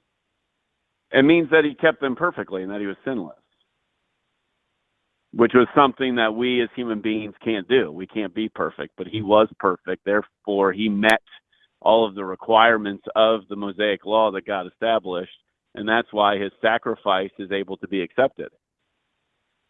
So, up from the moment Moses gave the Levitical laws to the moment Jesus was born, there was not a single person who followed all of those laws completely. Correct. And you're positive 100%. Jesus did. 100%. We're all, there's none righteous, not even one. There's none who understands. There's none who seeks after God. We are all have sinned and fall short of the glory of God. And so, how do you know this to be true? Well, because the Bible says that we've all sinned. No. So the Bible proves the Bible. Okay. Well, yeah. I mean, I trust that the Bible is the inspired word of God, that it is God's words to us. Mm-hmm. Okay. Well, Matt, I think we're kind of at a standstill there, friend. Sure. No, this was really enjoyable. I appreciate you guys are deeply knowledgeable. I really enjoyed this. I appreciate your time. Yeah, no problem. Thanks for being here. Thanks for calling. Yep. You bet. Oops. Oopie. It's just not much you can do once you hit to the point of like, well, I believe he fulfilled him because I believe he fulfilled him. Yeah. You're like, it's like circling the drain at some point. And there's so much to say. There's so much you could say, but it's not going to move. It's not going to move anything for them. Do you think that Jesus committed theft when he flipped the tables and chased the people out of the temple if he didn't give them back their stuff? Like a little, like making a commotion and then. Like it never says he gives them back the stuff that was on the tables. Just says they left. I mean, he basically did live off the kindness of others. Yay. So that would kind of be his steez. Mm-hmm. Because he didn't. Let's take another call. Let's see what the topic of the next one is. Guys, 219-327-8005. If you want to call in, we are still taking callers. Convince us. We'd love to be convinced. So far, as much as the last call was entertaining, I don't think Matt was convincing enough. Coming up next onto the show, we have Josh. Josh is calling about topic number 4, the Bible's historical accuracy. Josh, if you can hear me, please provide me with your age and pronouns. Hi, 30 and he, him. All right. Now, Josh, before we begin, are you a theist? Yes. All right. And which God do you believe in, Josh? The God of the Bible. Okay, great. Josh, I don't believe, I'm pretty sure Ryan would say the same thing, but she can give her stance after. I don't believe the Bible is historically accurate. I think there's a lot of historical inaccuracies, especially when we look at the Old Testament, and then some sprinkled in throughout the New Testament. Do you agree or do you disagree? I deeply disagree, especially with the New Testament. What inaccuracies in the New Testament? We could make a fair argument. I feel like you could make a solid case, depending on how you want to frame it, for the Old Testament, between poetic language versus historical accuracy. And that's a much deeper debate, but I think that the New Testament is a lot more clear in terms of here are events that did happen historically and here are things that did happen. Sure, I will give him. I just want Ryan to give their her take first, and then I'll let you know. Yes. So I do not believe that the Bible is a monolith. I do not believe that it is a univocal text. I believe that it is a library. It is filled with many different opinions, lots of agenda, lots of propaganda, and also tons. I mean, thousands at this point, years of redactions. So no, I do not believe that it is historically accurate. I do believe that it is a very interesting snapshot of time back, like, Bronze Age, Iron Age, which is really cool just for that reason, but only that reason. So I guess my question um, is let's separate the Old Testament from the New Testament. Do you think that the New Testament has been well preserved? What do you mean by well preserved? Do you mean well preserved The as in the documents very would have today. What that means is the books we have today that comprise the New Testament are consistent with what was written in the earliest of the moments of the church. Okay, well, let Or me do you ask you believe this that question. altered? To even get to that, I have to ask you this question. Like you get that the Bible as its construction is a human concept, right? Like the canon, that was by humans. So at that time, without your consent or anybody else's consent, they decided what was going to go into the canon, which means that there was a lot of extant literature that got excluded. So, so when you say accurate, I'm kind of like, well, what is accurate? Because some of the earliest stuff that was written was purposely excluded because it honored women, or because it said that God could change people from women into a man. Like, there's so much that I could say that reflects inaccuracies because it's just I can excluded. actually respond to that pretty solidly. The reason that that extra literature is excluded is because they are known forgeries. The documents crop up and they are inconsistent with either the nature of Jesus or the nature, they're written and they misrepresent information and they are directly contrary. If you go to the earliest moments of the church, and this is in non-Christian scholars, okay, who are writing about the Christians, will reference certain books. They will also reference certain speeches. They will reference certain things. The Bible is consistent in terms of like how well it's preserved. When the Dead Sea Scrolls were found, I believe it was Luke. I might be misremembering which book, but it pushed back the thought at the time for historians for when a certain book in the Bible was written, because we found an older text that pushed back almost 1,000 years. Okay, so we know that the books themselves, the words that are used, we can sit here and we can argue, okay, is this platonic love versus agape love versus this kind of love? We can have those kinds of conversations. But relatively speaking, the actual documents themselves are there's a good chain of custody in terms of being able to recreate what is in the Bible. And the reason that like the books of Mary, the book of Enoch, these apocryphal books are not included is because they're known. Like the book of Enoch was not written by Enoch. It was written at least 600-700 years, I believe, before the time of Jesus.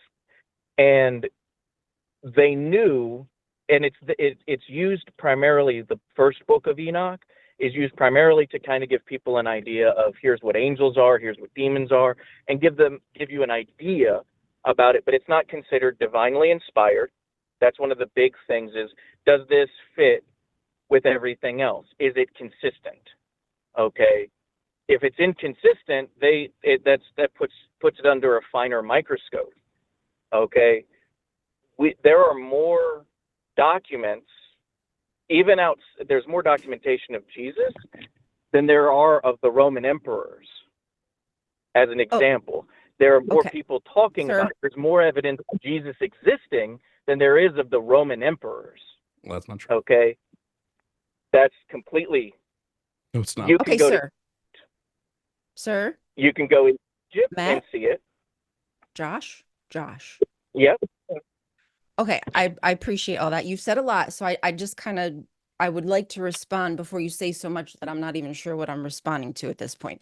Okay, so you mentioned, okay, so let's first go back to where you said that those letters, or excuse me, those pieces of literature are inauthentic, that they're forgeries, fakes, or what have you.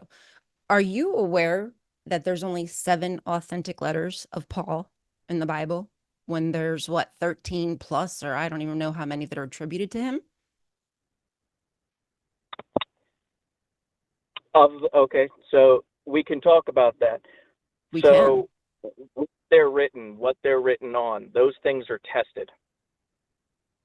Okay, and Sure, they're but also what's documents. tested is the language. That's what's tested because they can Yes. take the language and figure out when it's from. That's what's tested. That's the important part.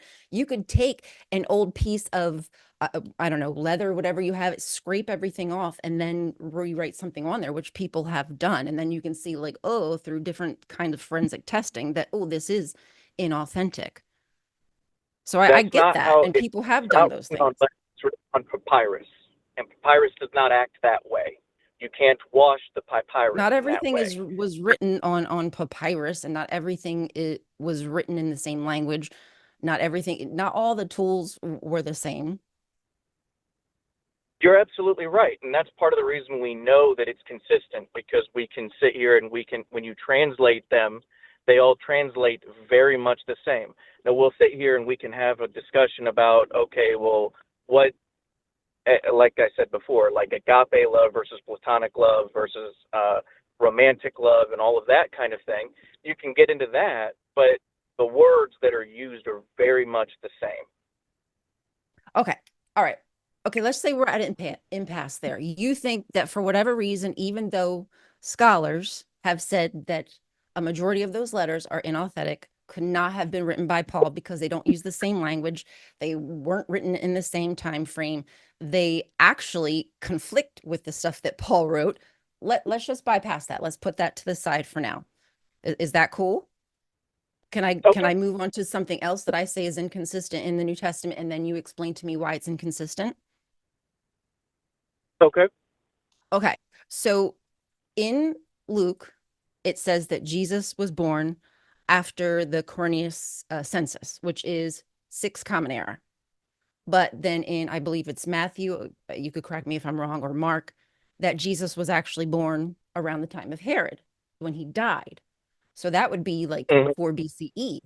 So why is there a difference, practically a 10-year difference in which Jesus could have been born? Why do different gospels have a different time frame? Oh, it's not different. There's 2 Herods. It doesn't. Herod the Great and Herod the Second are 2 different Herods. Okay. The Herod under when Jesus is put to death is Herod the Second, and the Herod the Great. We have a lot of proof that he existed as well. So the census was done under Herod the Great, and he was the one who wanted to put Jesus to death. And his son, I believe it's his son, is Herod the Second. And he remembers that time. No, Herod the Second is referred to as Philip in the Bible, and Herodias. Herod the I'm Great sorry, died in his 4 wife Herodias. BCE.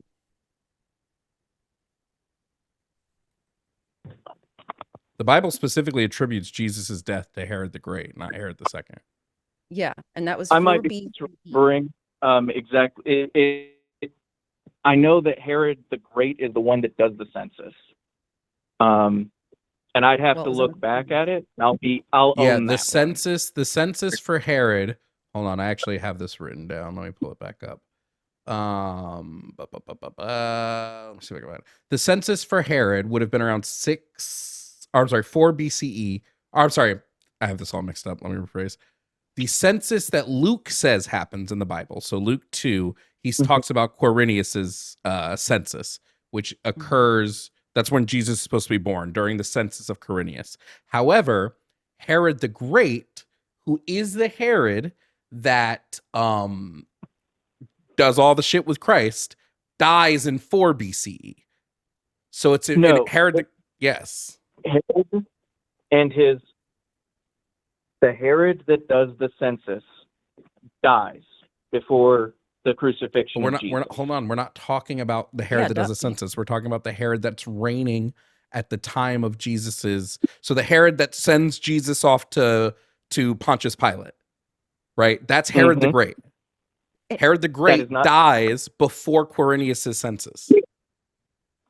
Basically, the Herod who threatens the lives of all the babies who are 2 and under. That's what happens. So Herod dies at like 4 BCE, but Jesus had to have been born before that because Herod is looking for a time frame of 2 years and under for a boy to be killed. So we know that Jesus would have had to have been born before Herod dies. Correct. So Jesus is born at about early before 0 AD. Okay. Because I don't think there's a this 0. is the problem with the timing. Well, when you have There's no 0. when you put this in the calendar, most historians will tell you that, and you can do this on NASA's website. The crucifixion of Christ probably happened in 33 AD. Okay, that's probably when he died. Because if you go over Israel, you look at NASA, you look at their astrological signs, and you look for a lunar eclipse over Israel, where the moon is, where that happens, it happens in 33 AD at 3 So p.m. Josh, who's correct here? Let's get everything so that we're clear.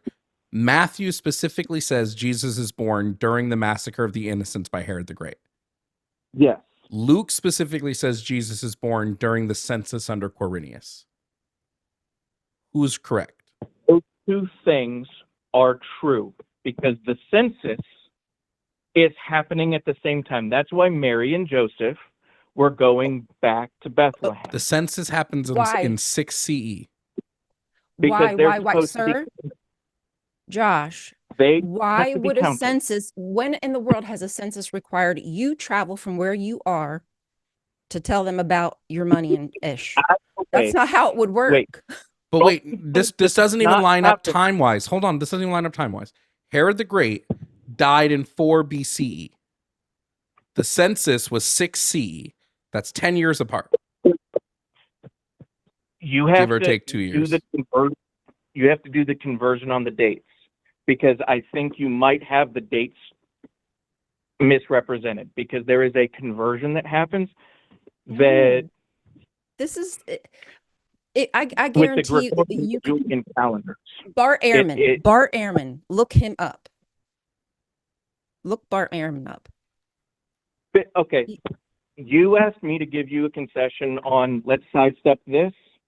I asked that we move to a different piece.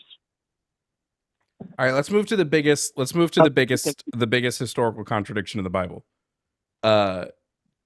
Jesus resurrected. Okay. There's no evidence of that ever happening. The way Jesus died doesn't match our historical understanding of how the Romans crucified people. What do you mean? That doesn't match. Romans didn't. The way the story of the crucifixion is told does not align with the historical records we have on the way that Romans crucified Jesus. Or I'm sorry, crucified anybody. Where is the inconsistency in the crucifixion? Let me ask that. Sure. Number 1 would be the length of time that Jesus spends on the cross. Number 2 would be allowing Jesus to be buried in a tomb. Number 3 would be the time in which the time in which he died on the cross, like how quickly he dies on the cross. That'd be number 3. Number 4 would be him not being thrown into a mass grave. Jesus was on the cross a total of 6 hours. Romans kept people on the cross for days. They wanted your body to become unrecognizable. It was a symbol. He was a political prisoner. So there's no reason why Jesus would have had this special treatment in dying in a few hours and then being taken off the cross. They didn't do that. Okay. I can address those points for you. Sure. All right. What was done to Jesus before the crucifixion? Oh, also stuff that Romans did. Romans didn't nail your hands to the cross. They tied them. Actually, there's a lot of evidence that nails were used and that more nails possibly used. So that's just there isn't. Josh, there is no evidence of nails. That's not true. Yes, it is. No, we found an ossuary box that had a nail from multiple crucifixions in an ossuary box for Joseph, the son of Caiaphas. It's argumentative as to whether or not that was the Caiaphas as the high priest or another Caiaphas. But we know that these deeds were done. We've seen it. There are depictions of it. There are other historians who write about it. Wait, we have some depictions. We have some depictions of nails going through like the wrists. We have no depictions of nails through the palms. None whatsoever. That I think to concede that point, that is a completely. If it went straight through the hand, it probably would have broken a bone. I completely agree with that. The argument of the Bible says no bone was broken, so there's a couple different places where that could have been done. There's a completely separate matter. What my point I was about to make to you was, one, he has the scourging. We know they scourged people. We know that, okay? It's not a question of the scourging, okay? He was made to carry. Now, when people refer to him carrying the cross, he probably didn't carry the entire cross. He carried the pilum, which is the bar. You can make arguments about whether or not it was a lowercase t or an uppercase t, about him being 10 feet in the air or at eye level. I personally believe it would have been eye level. That's what makes the most sense, because they wanted people to pass him on the road. Okay? That's how you torture. That's how you do it. Wait, I'm not denying this. I'm not denying this. I'm denying them taking his body off the cross after 6 hours and putting it in a tomb when there's no evidence that of any of this ever happening. Hold on. So him being taken. Wait, we're going to start with him dying after 6 hours. You have a scourging that is explicitly detailed. It is explicit about how it's detailed and very visceral about how bloody and how you could see his entrails from through his back. Okay, he's at the margin. When do we get the detailed scourging? Which gospel is that in? Because the only thing the text says is John 19:1 says and I'll read you the full quotes. John 19:1. Then Pilate took Jesus and had him flogged. That's all John writes about it. And then Mark writes about it. In Mark 15, he says Pilate had Jesus flogged and handed him over to be crucified. That's it. Hold on. So if there's a different gospel text, I'm glad to read it.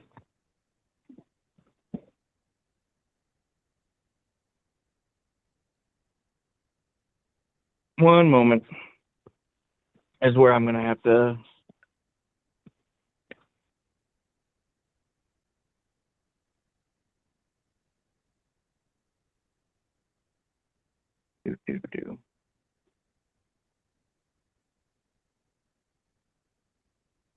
Because they use the word but I'm going to butcher Latin, flagellio, which is a very specific way. When you say the word flog, that's not what that word means. Sorry, what is the word that they're using? It's where we get the word flogging, but it's not used to describe a flogging. Like Roman but you said there was this detailed. You said there was this detailed text of him showing his back. Oh, I'm asking where any of that is in the text.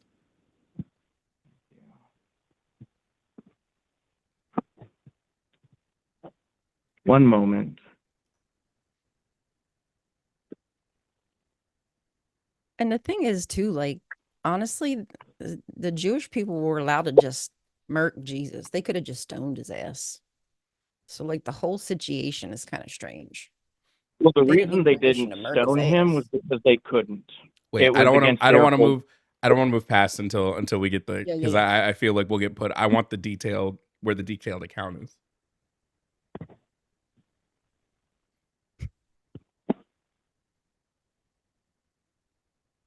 You're gonna have to forgive me. I'd have to sit down and pull it. Well, I mean, I can tell you where it is. It's not in the Gospels anywhere.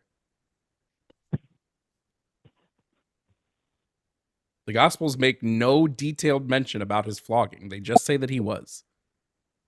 If based on other instances of Roman flogging, it would be the same instrument and it would be according to the same ways.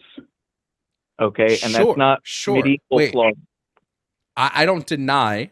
Okay, um, I don't deny that he would have been flogged in the same way. But it's interesting to me that when it comes to the Christ tale, we're going, well, he would be flogged in the same Roman tradition, but as soon as he dies, they now completely break with their tradition and give him these special privileges that they've given nobody else. So that has to do with Joseph of Arimathea. He put in the requisition for the body, to bury the body. Okay? Because this is the fulfillment of the Isaiah prophecy. That because there were people in the temple at the time that pushed back against it. But you're not going to read about it in the Bible, but you can read about it in the historical letters going back and forth in the times of these people. There are no letters. There are no letters from the time of Jesus' crucifixion. None. There are definite records of this. There are zero records. There are zero. None.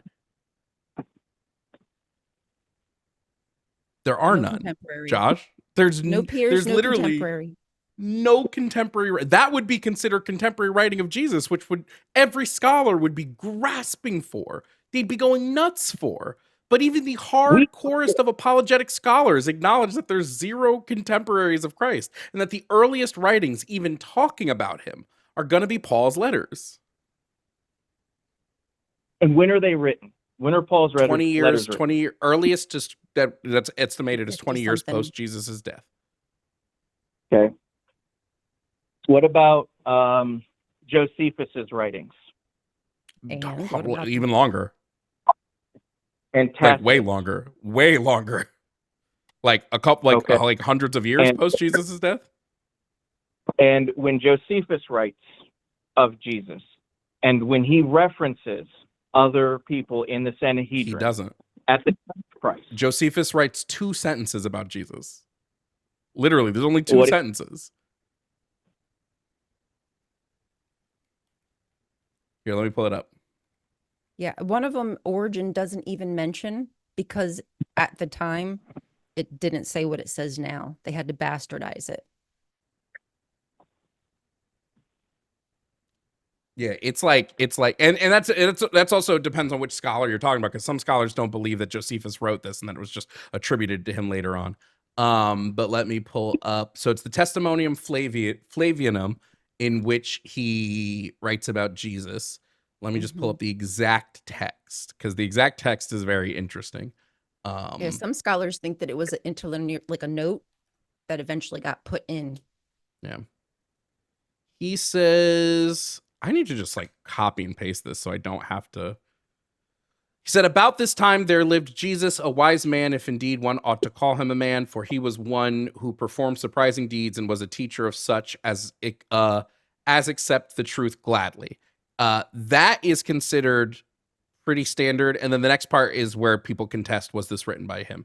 It says, he won over many Jews and many of the Greeks. He was the Messiah. And when upon the accusation of the principal men among us, Pilate had condemned him to a cross, those who had first come to love him did not cease. He appeared to them, spending a 3rd day restored to life, for the prophets of God had foretold these things. I said 2 sentences. I meant 2 paragraphs. I'm a fucking moron. And 1,000 other marvels about him. And the tribe of the Christians, so called after him, has still to this day not disappeared. So again, those first 2 sentences are pretty wellly contributed to him. Everything after that is pretty much contested by most scholars about whether or not he actually wrote that. But that's it. That's all he wrote about him. And he wrote this well after Jesus was dead. He's just recounting the tale of Christianity. Yeah. Let me ask you a question. I think, because we're going to go back and forth on this quite a bit. If God were real, would you believe in him? Yeah.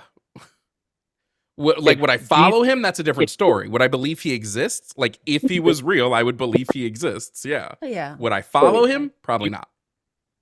If Jesus and the Christian God were true, or any of these other faiths were true, would you follow it? if the faiths were true, if Christianity was true, no.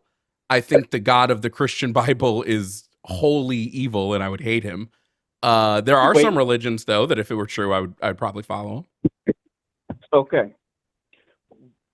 I appreciate you and your honesty. Truly. We will never see eye to eye. Fundamentally. Okay. Just never. What does that have to do though with whether what we're talking about on history is accurate or not? Because we can sit here and we're going to be going back and forth, and we will only ever go back and forth. Wait, but right now we're going back and forth. Josh, right now we're going back and forth because you claimed that there were contemporary writings of Christ and there are none. Right? This isn't back and forth because you've claimed something exists that literally nobody else on earth has seen. We found, wait, I'll give you some, okay? We found clay pottery and what is it? The Dead Sea Scrolls that are sitting there, they put it at about 300. The Dead Sea Scrolls are Old Testament. They have nothing to do with Jesus. They are just the Old Testament. There is no New Testament in the there is no New Testament in the Dead Sea Scrolls. There is not true. Yes, it is. No. Josh, what? Look up the entire list of all the stuff that was found.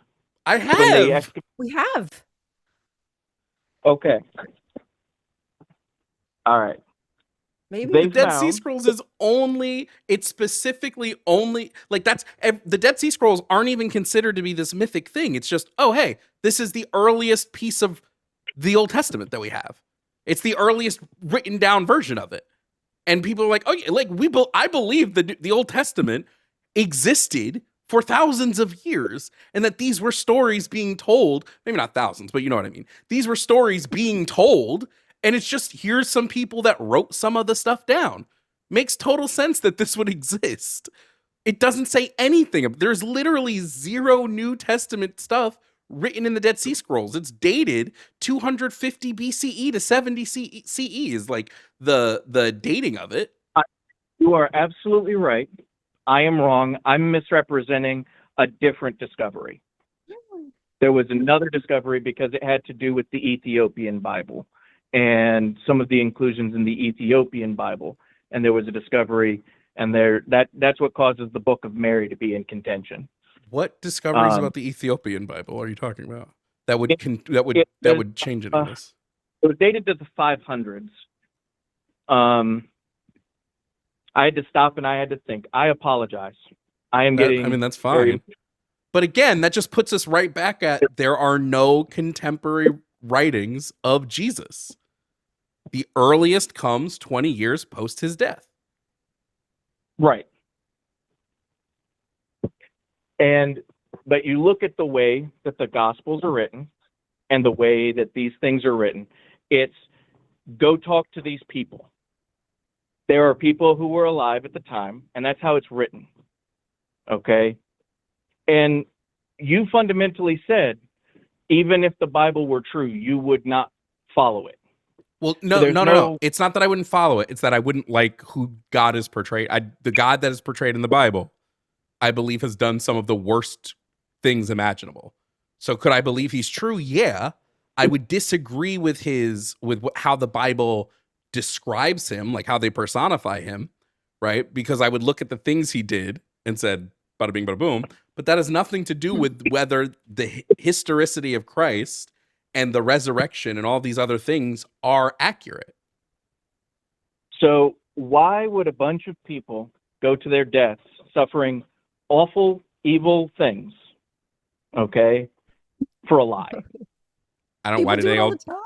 Yeah. Why did all the people who die for Islam die for Islam? I don't believe in that either. Believe in it. Exactly. So the reason those people died is because they believe in it. Mm-hmm.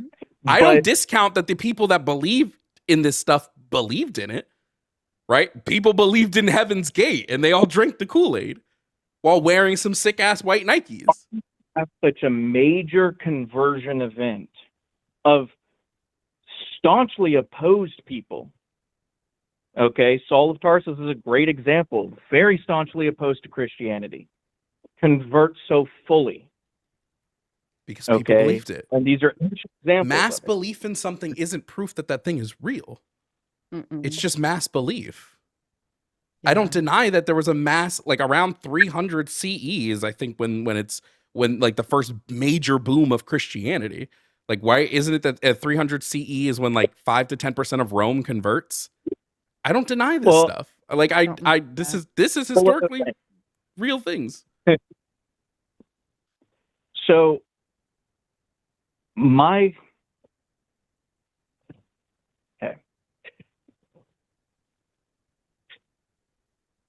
What would it take for you to believe that Jesus resurrected? Let me ask that question. External evidence of his resurrection that doesn't conflict with historical records. I want to put my finger in his hole.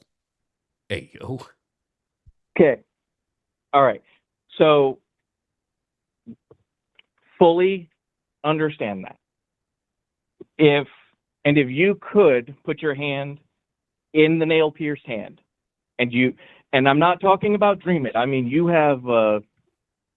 Would you deny a religious experience as a mass hallucination for yourself? Let me ask that question. Like currently, or if we put our fingers in the nail hole? Well, Ryan's response was basically she needed to put her hand into the hole and feel it like Philip felt the nail pierced hand.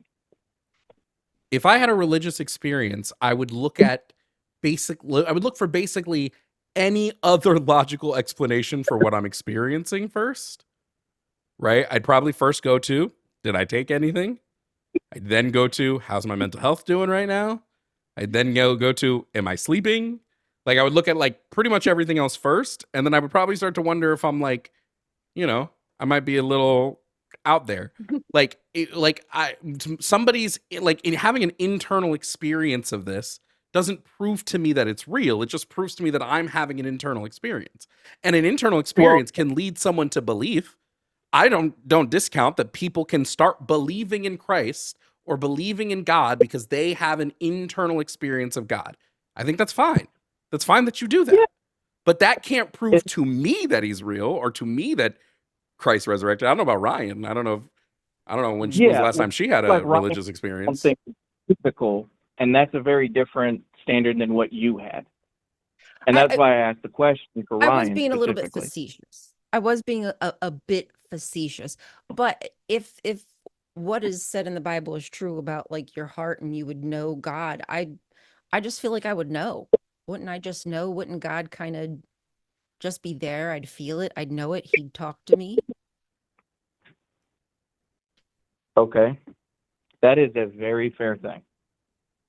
That is, and I hope that you have a truly eye-opening experience with God. Truly. And I want it to be. I hope you deconstruct and realize that it's bad. And Ryan's in charge. I'll be right back. All I wanted to say was I'm coming from a sincere place of I hope you have that experience. And if my God is wrong, I hope that you have that for whatever the truth is. Okay? And coming from a most sincere place. Like I'm not being sincere or any of that kind of stuff. I really, truly trying to make that point clear. I believe you. I just don't think that's going to happen for me. I do not believe that God exists. I do not believe I'm going to have a coming to Jesus or coming to God moment. I tried it for 40 something years and it never clicked. It never sat right with me. Why didn't it sit right? Honestly, it could have been because of the Bible. Like if you remove the Bible, maybe there is a possibility that I could believe that. But now that I have pulled back, if you will, the curtain and I see Oz, I see how it's been constructed. I see the mechanicalness behind it. I can't. I just like I've seen the lipstick on the pig. Like I took the lipstick off and I see that it's a pig. I can never unsee what I've seen. That is a fair point. I see that. And I'm sorry that that was your experience. And listen, Um, this is the thing. This is why I don't ever. My intention is never to take somebody's religion belief away, but I love having these discussions because if somebody would have had these with me years ago, I would have saved myself so much grief. That's why I'm happy to talk about it. If it does something for you, if it gives you comfort, if it helps you cope, like so be it. As long as you're not enforcing it on me, then as long as we can just dialogue, that's super cool. yeah, that is perfectly fair. That is exactly the same way I think. And I have a lot of respect for your viewpoint. And I appreciate that. for am I remembering? It's Jonas, right? Jovan. Jovan. No. It's Jonas. It's Nick specifically. Oh, I would say what I think is going to be something important. Sorry, we can't hear you, Josh. You're breaking up. Can you hear me now? Yeah, now I can hear you. So for you, I think it seems like what you would need is you'd have your moment and then you'd have a level of critical analysis before you'd ever even begin to look at, well, maybe this is true. Yeah, because all the evidence points to the contrary. So like, yeah, I'm not gonna just instantly believe, right? I've also like seen things out of the corner of my eye, and then I turn on the light and it's a jacket sitting on a chair. So like, yeah, but again, I don't think any of that really comes into play. If God wanted me to believe, He knows exactly what it would take to do it, and He doesn't do it. So clearly, He doesn't want. He doesn't want me. I was asking it. Well, my question was more aimed at seeing if there's a deception, and even us Christians, and this is one that I battle with all the time, is do I do what I do because I've tricked myself into thinking I'm doing the right thing, or do I truly believe? Okay. This is a hard thing. Listen, you could truly believe, and that's fine.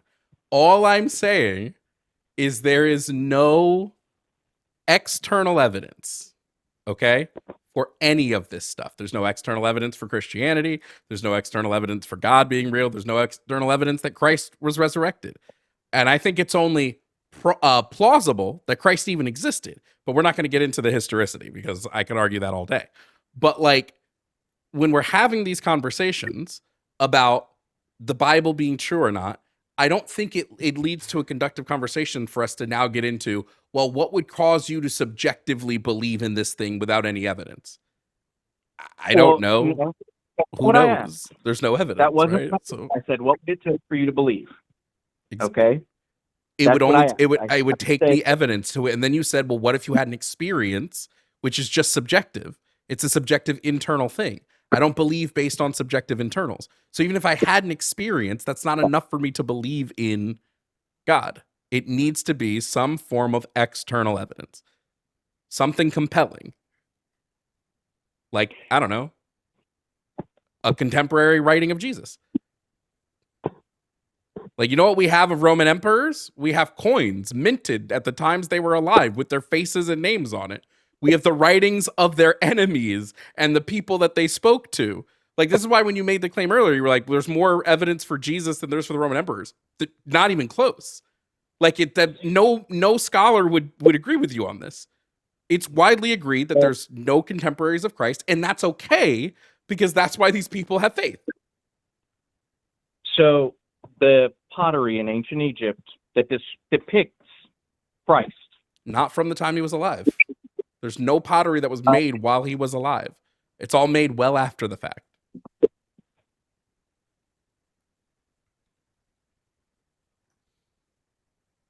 And also, some of that pottery depicts him as like a blonde-haired white guy, and we know that ain't true.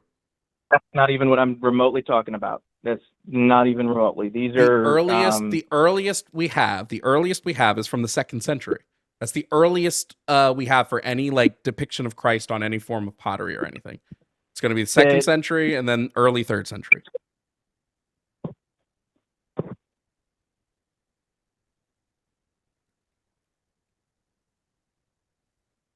I'm trying to think about exactly what you've stated as your very specific so that I can give you that specific, be that specific for you.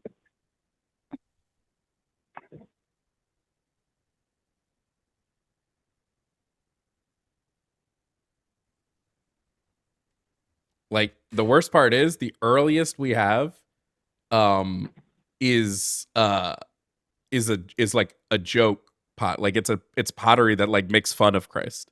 That's the very first time we see him on pottery. Are you talking about the jackass one? Yeah. That's so funny. Yeah. It's graffiti. It's like some of the oldest graffiti we have, and it's making fun of Jesus.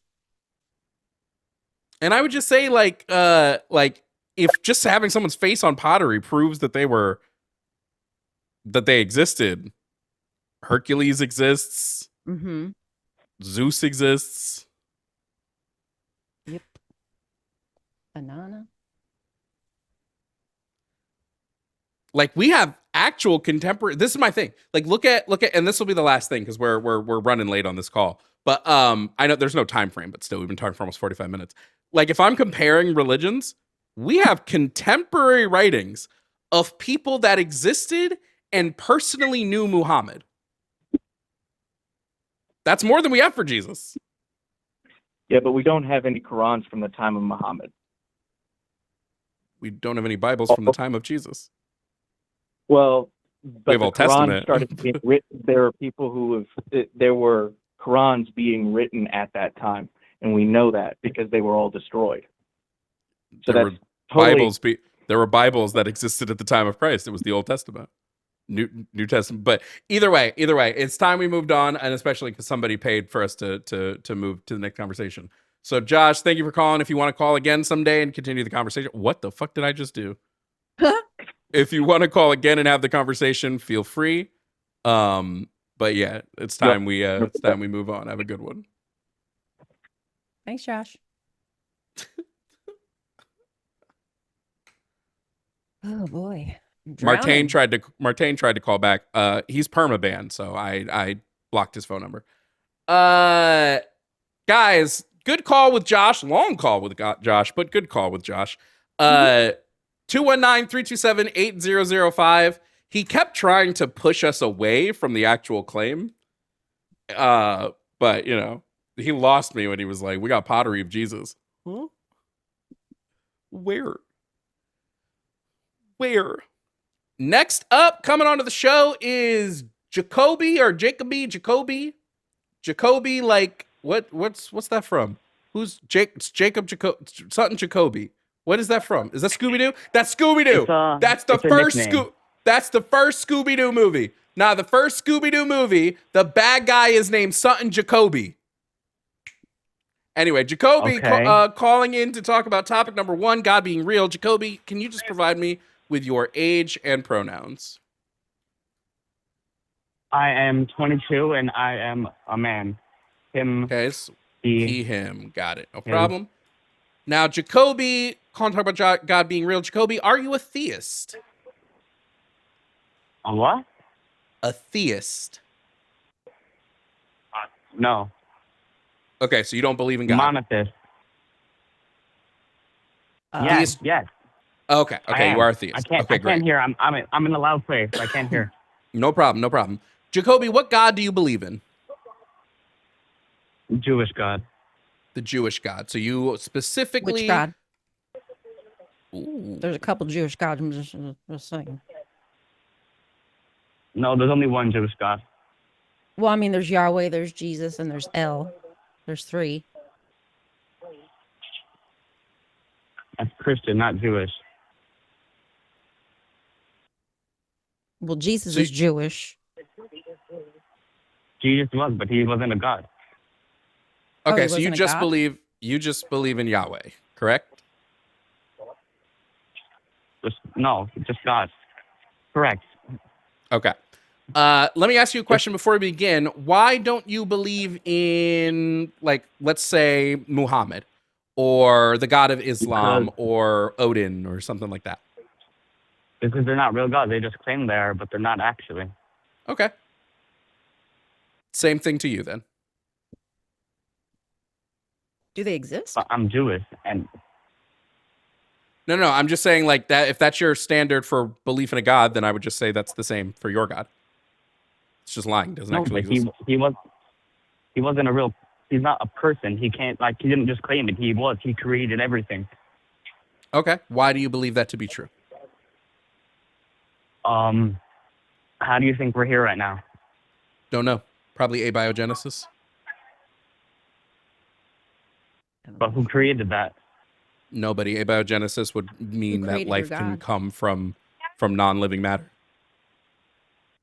But we're living, so why would we come from non-living matter?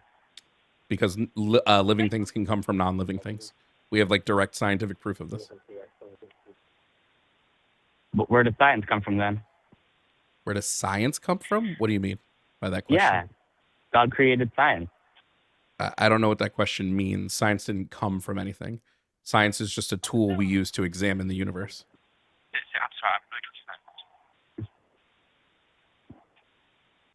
So why do you believe that there is no God? Because God doesn't make any logical sense. Why not? Because how can a being exist outside of time and space?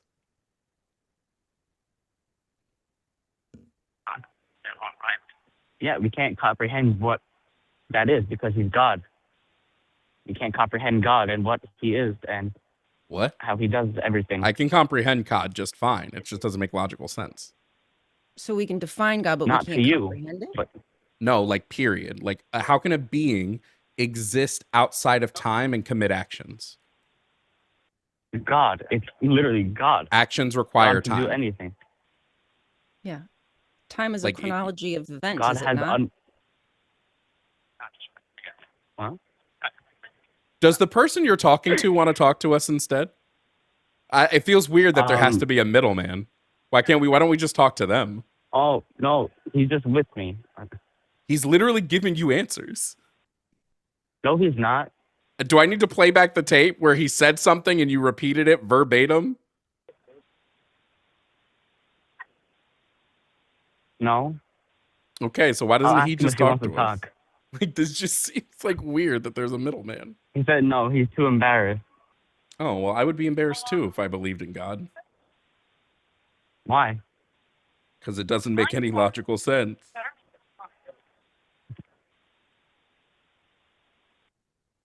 But it makes logical sense to me. I understand it. Well, because you don't know what logic is.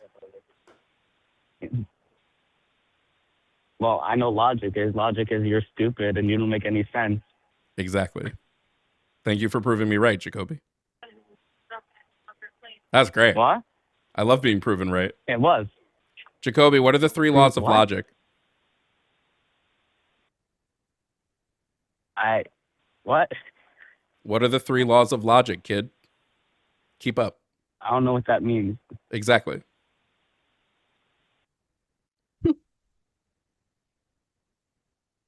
Are you not embarrassed yet? Like, I would be embarrassed. Why? To be failing at a troll this epically, I would be really fucking embarrassed. I'm not a troll? Yeah, are you sitting at the lunch table right now? No. Has English class let back in? Recess. Actually, no, because I'm not in school right now. What was your last history report on? Nothing. I'm not. Nothing? You've never I done a didn't have history report before? That explains so much. I can remember maybe a few. Jacoby, what year were you born?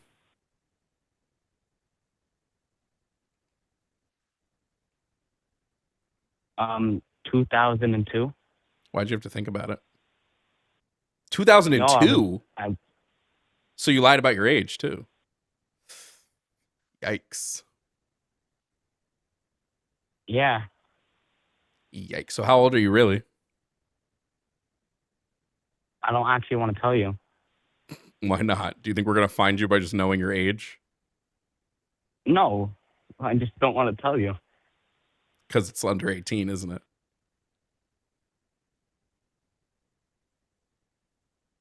What? Because it's under the age of 18, isn't it? No. Sure, it's not, Jacoby. Yeah. This is truly embarrassing for you. Do you have anything else to say before I Why? banish you to the Shadow Realm? Not really. Okay, goodbye. That was convincing. What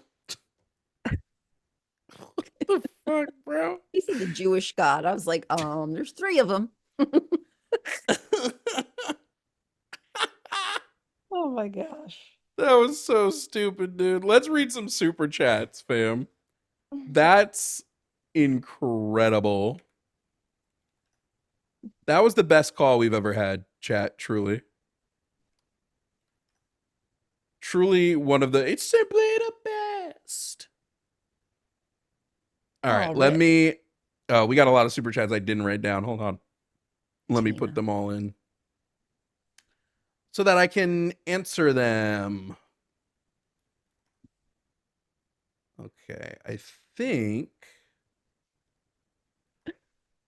this Make sure is y'all hit the all. like.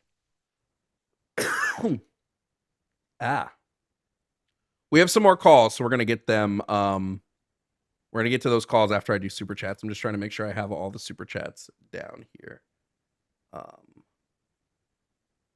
Because I want to make sure. You guys are so awesome. It's been a fun stream. I'm glad we started getting calls. Yeah. All right, let's. Oh, here they go. Cool.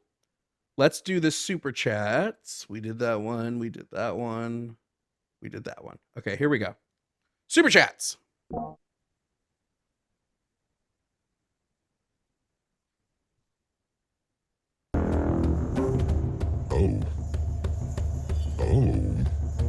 Hello. Hey guys. B said Phantom of the Opera, but Jesus is Phantom/Eric. Wait, I can't wait to keep this voice. Oh shit. J Respect says some stupid shit, said, when is the show on the Muslim religion being fake? I think all religion is fake, but Christians piss me off more, so I'm going to talk about them more. Docs in Greenlight said, doesn't Eve technically count as a trans woman? She have no X chromosome. Jesus as well. Lyra the Free said, how can you talk about historical accuracy when you don't even have to have the originals to compare against? You take someone's word for it. So true, bestie. Rob Harkland said, fuck it, goodbye Josh, you preaching now and your arguments are terrible. Go to the Shadow Realm. And then I Am Real Honest said, always amazes me how little Christians actually know about their book and repeat the same nonsense, a series of statements with non-sequiturs. Thank you guys for the super chats. If you want me to say anything else in this fucking voice, send a super chat now. And I will just also, Amber, thank you for the raid in YouTube earlier. I did not forget that, so thank you. Let me read these last 2 that just came through. Detroit Atheist Queen said, love me some A Goddess. And then Thanatos Gambit said, ask someone about Asherah, the wife of God later removed from Bibles, because it made him more human than divine in the old Israeli texts. Thank you guys for the super chats. Thank you so much. Let us turn off the voice. Okay, I'm back. I want to see if there's a sound effect for the Shadow Realm on yes there is. Oh shit. If I start using this Shadow Realm, I'm sending you to Vacation Bible. I'm sending you to Vacation Bible School. Is so funny. Shadow Realm. Wow. Shadow Realm. I'm banishing you to the Shadow Realm. No. Much These are so funny. Looks like you're going to the Shadow Realm, Jimbo. Anyway, let's take the next call. Those were very funny. Made me laugh. Oh wait, we got another super chat. I lost the good voice though that we were using. RFKs. This one. I'm underwater. Jovanism is the way. I agree. I agree with you so much. All hail Jovanisms. Let's take the next call. This is a crazy day. Coming up next is Roman. Roman wants to talk about God being real. Let's bring Roman up. Roman, if you can hear me, please provide me with your age and pronouns. Sure. I'm Roman, 24 years old. I use male pronouns. Use what pronouns? I'm sorry, he, him pronouns. Okay, great. No problem. And Roman, you want to talk about God being real? I got to ask you some clarifying questions first. Are you a theist? Sure, yeah. All right. And which God do you believe in? Christian God. Okay. And why? I'd say that, first off, I was raised Christian, so I kind of have a bit of a predisposition for it, but I turned away pretty hard in my teen years. I came back to it when I started thinking about kind of existence, I guess, the start, what it might look like if there was a start, and the whole debate between creation and Big Bang sort of led me down a big long rabbit hole that led me to where I am now. Okay, no problem. Why don't you believe in Odin, for example? So again, I say I'm in line with Christian views because I was raised Christian, so that was just the first one that I looked into. Okay, so just the first God you found is the first God you stuck with. That's no problem. Okay. I'm an atheist. I have more reason to believe in the Bible that it is actually true, but that's a whole nother topic. I would much rather discuss the existence of a creator. And Yeah, less sure. about like a specific version of God, just a creator in general. Okay, sure. Do you have any compelling evidence to convince us that God exists? I believe that a creator would be required for existence. It would be required for existence? Why? The Big Bang doesn't answer why there's something instead of nothing. It doesn't answer causality, and yeah. Why does there need to be why does there need to be an answer to the question of why? Why can't things just be? What if it just is? The Big Bang had a cause, right? It didn't happen until it did happen, right? Sure, but So the there Big had to Bang be is just reason for it to the happen. Big Bang would just be the observable universe coming into existence. Matter still existed prior to the Big Bang. It was just in a different state. How does that matter not come from somewhere? Why does it have to come from anywhere? What if it was just always has been? Because there's no other thing in existence that just came about. It comes from somewhere. Where did God come from? There's that always was, but there's no thing to have been. So Well, there we there's no go. Who made God argument because there's no thing God to is make. God is a thing. God is a being. God is tangible, right? I wouldn't say that he's a thing. I would agree that he's a being. I would say he's a personal being. I would say beings are things, right? Like it's not nothing. It is a being, so it is something. So if we're saying something cannot come from nothing, and God is a something, then God must have been created. I disagree with God being a something. I think he could maybe even be described as a cause. There is either something or there is nothing, right? And you specifically believe in the Christian God, which means you definitely believe God to be a being that has an agency and has a will. That would be something. Okay, will doesn't have substance, though. There's no thing to attribute will. No, but the being that has the will is the thing. If it has substance and matter, if it's made up of something. So you're saying There's that the universe. So my God claim would be the universe is a constant. The matter in the universe has just always existed. Your claim is no, because it had to have come from somewhere. But when I say, well, where did God come from? It's, well, no, God didn't have to come from anywhere. It just seems like we're giving God properties that everything make has our the point for it. law of causality. Everything has a reason for being so. I don't think I wouldn't say a reason. No, I wouldn't say everything is a reason. There's no reason for existence. Everything I would the laws of causality is saying that every effect has a cause, and causes precede their effects, but it's not saying that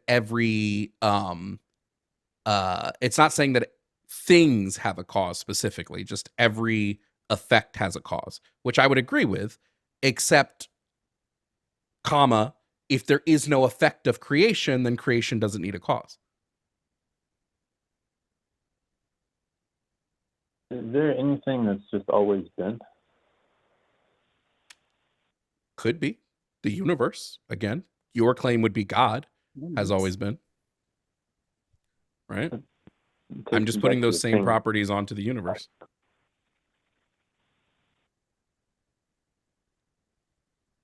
So, what do you believe the universe just was always here? I believe all matter in the universe, right? I believe that the universe, in whatever state it's in, right? Like right now, it's in the expansion state. Before was the hot dense state. Could have existed in a state before that. I believe that probably has always existed. That in some way, shape, or form, the universe has always existed. But that there's matter that doesn't come from anywhere, and there's actions like the Big Bang that happen without any reason for happening. Well, the Big Bang didn't create matter, but yeah, I think the Big Bang would. There could have been something that sparked the Big Bang, right? Like there could have been something that made the Big Bang start, but that could have been internal. It could have been something within all the matter that was in the hot dense state that caused the expansion.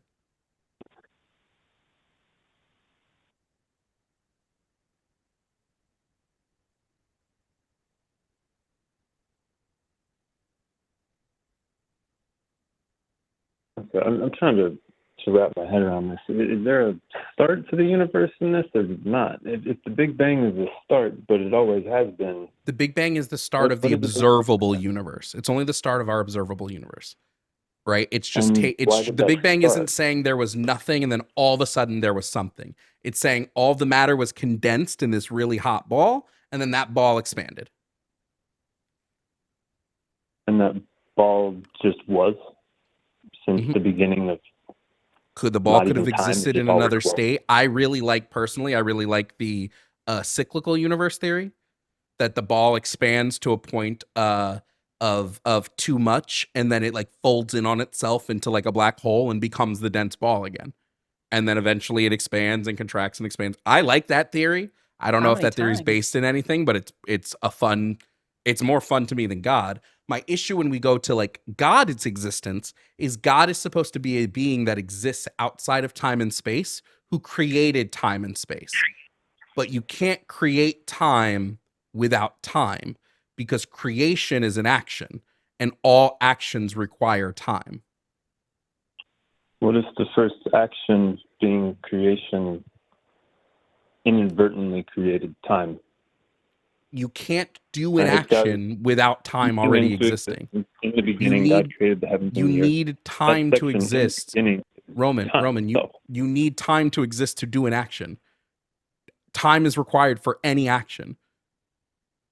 Actions are linear. I mean, you're working with laws of nature that you think are defined, but those laws came from somewhere. Roman, how are there any non-linear actions? Can you elaborate a little bit?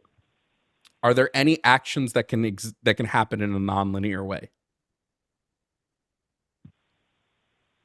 I'm not understanding the question. Like, is it possible to do an action out of order? Like, you get the result before you No, submit is it the action? Or so what do you ask? time? So time, right? While it is relative to the observer, time goes forward. Time doesn't go backwards. All time goes forward. Anything you do requires the forward motion of time. So like anything I do requires time. If I want to eat a snack, it requires time to move forward. If there was no time, there would be no movement whatsoever. Right? God had a period where there was no universe and then a period where there was universe, which means that this action had to take place over a portion of time. But it said that there was no time. So how could he do something in which time is required without time? He creates time by doing the action. How can you create something when you even said cause, effect? Cause, effect. If there is no time, you can't get from cause to effect. You're stuck. If you're working in this existence, if you're working with these laws of physics, laws of nature, whatever you want to What proof call do it, I have that this isn't? Wait. What proof do I have that this? Hold on. What proof do I have that time doesn't exist everywhere? You're just making a claim that there would be a point outside of the universe in which time does not exist, and that's where God is stationed. That's not based on any scientific theory. That's not based on it. That's not based on anything. That's just making a claim that is about something that's like what we assume to be physically impossible.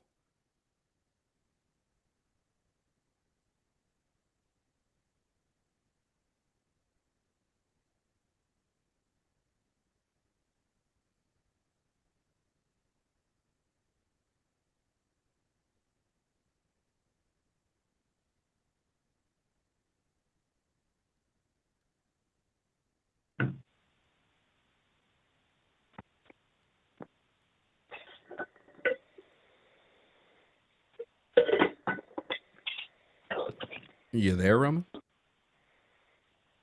Yeah, I'm sorry. Okay. So again, there's no evidence that there is a place outside of time. There's no evidence that there is a place of anything outside of the universe. So like when we're saying that this exists, the reason why we're doing that is because God doesn't make sense in the laws of the reality we live in. So we create a reality outside of that for God to exist in.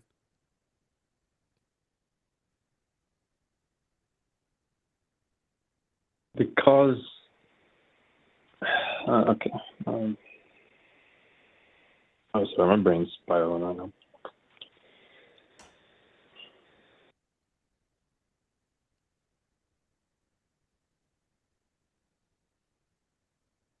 Are you good? Do you think that all the matter in the universe was just there from the start, right? Like it was just an endless cycle? I think that makes the cyclical universe doesn't have much evidence for it, but it makes the most sense that just the universe has always been. It's a constant.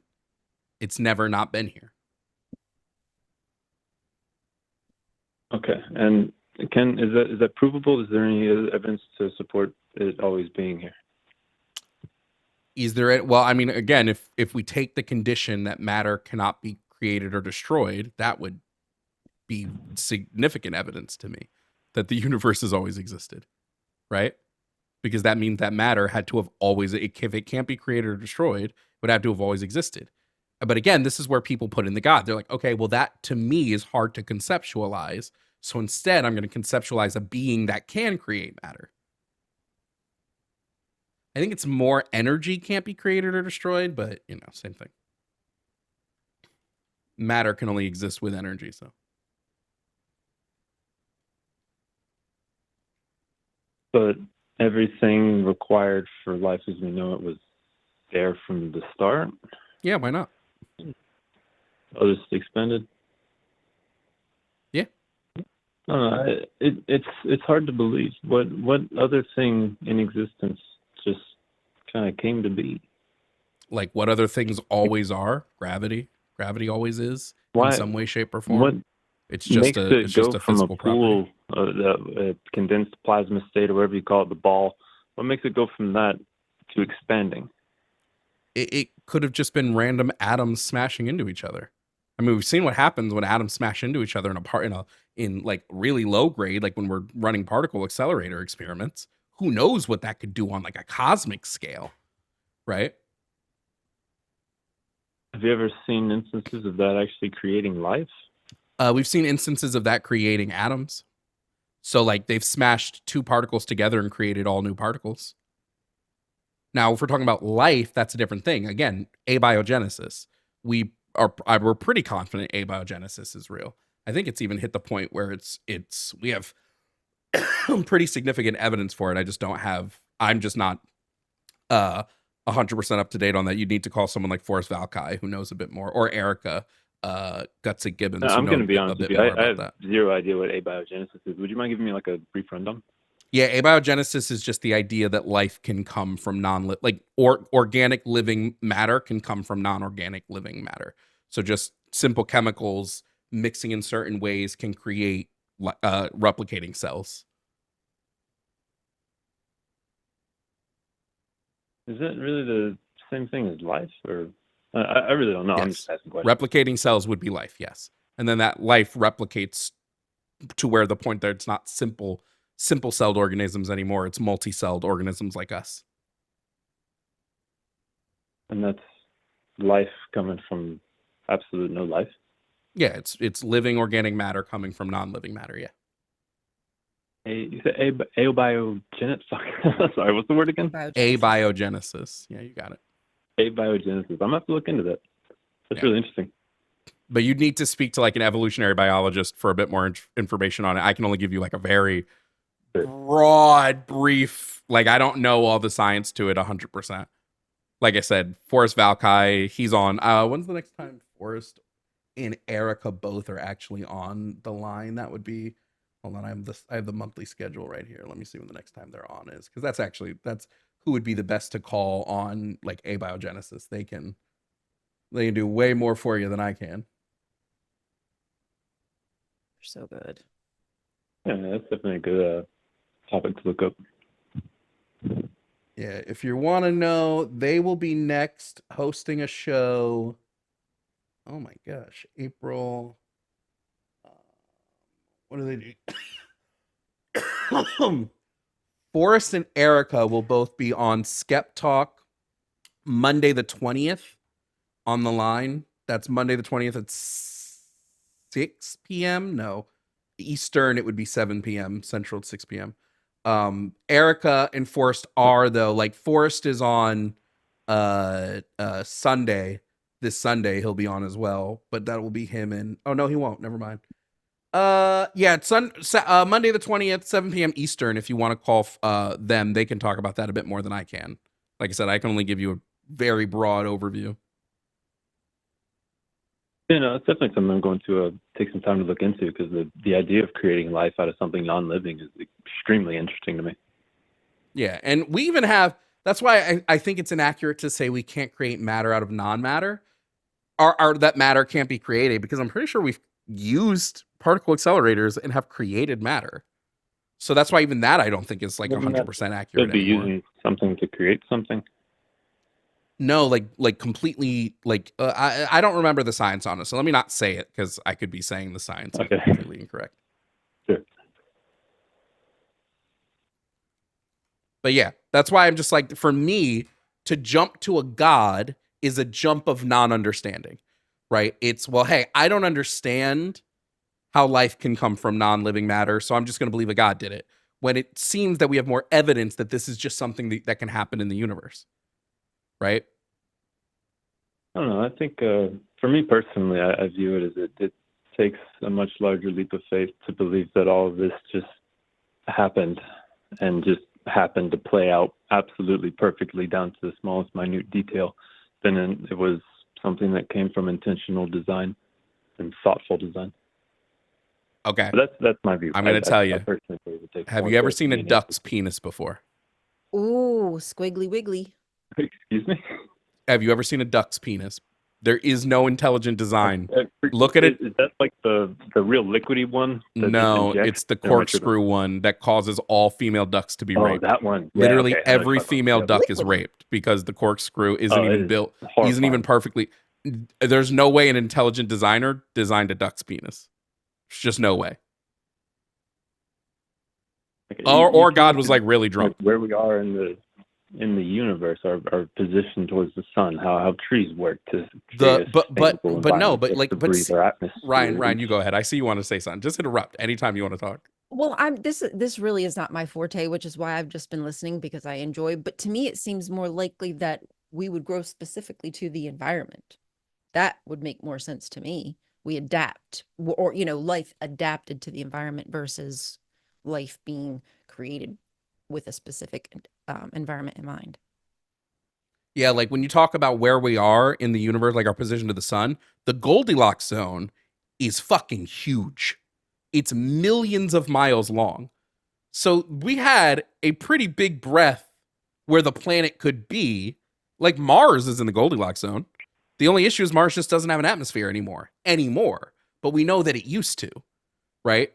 There are other planets we found in the universe that sit in their own Goldilocks zones. We just will never be able to get to them, right? But they exist in their own Goldilocks zones. And then, like Ryan said, we adapted to exist on this planet, and we're not even the strongest things that exist here, right? That's why you look at like a shark. Sharks haven't significantly evolved in a long time because they're just perfectly built for their environments. They're like apexes. They just work perfectly well. They have no need to adapt. But yeah, we just adapt. We're good at that. I would agree that to an extent we absolutely adapt to our environment. Yeah. I always think of that Over Jurassic generations. Park quote, "Life finds a way." Life finds a way. But like Just like that. my biggest thing too is like I believe in aliens, right? I believe it's like an impossibility that we're alone in the universe, in the cosmos. So like the minute we find an alien, I mean that's going to pretty much prove God don't exist, right? Like that will be and we found living organisms on other, like out in space. We have found bacteria in Mars. That's life. Life doesn't just exist just so here. I'm like on the same page, could you back it up a little bit and explain why the discovery of intelligent life out there would disprove God? Well, yeah, because that would mean that like we didn't just end up in this perfect position for life. It shows life can exist all over the place. And let me actually rephrase it too. It would disprove the Christian God 100%. Maybe you could still say there was, like, if you told me your belief was a God exists, he created the universe, and then he fucked off. Or maybe, like, some people believe God is the universe, like, things like that. Sure. Like, that to me is like an inoffensive God claim, right? It still doesn't make sense sometimes in the, like, logical framework of my mind, but, like, sure. But, like, a God with a mind, yeah, I think aliens would disprove that almost immediately. I feel the same way. I'm not sure I see the connection. The Bible why is a doesn't flat Earth human book. life like disprove a creator at that point? I mean, could aliens exist if we are on a flat Earth? How could aliens exist? Where would they be?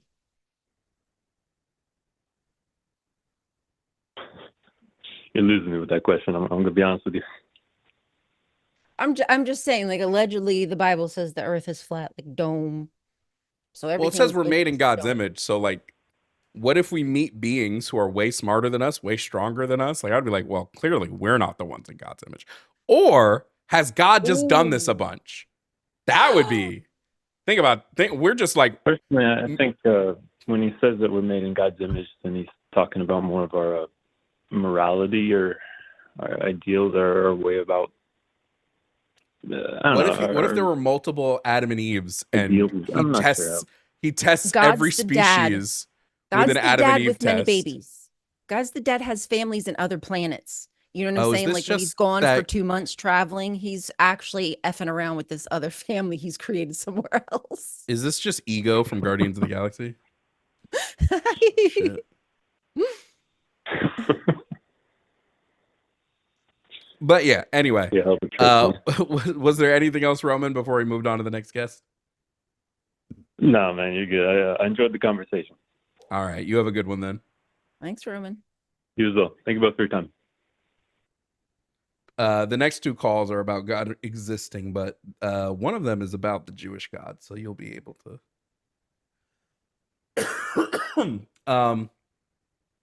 Let me read these next super chats real quick. All right. So, what the fuck? Oh, that's funny. From Rebecca Kraus 8765, over. Says the call with Jacoby was embarrassing for all parties. Which Jewish God are you fucking serious? Do better, over. I agree.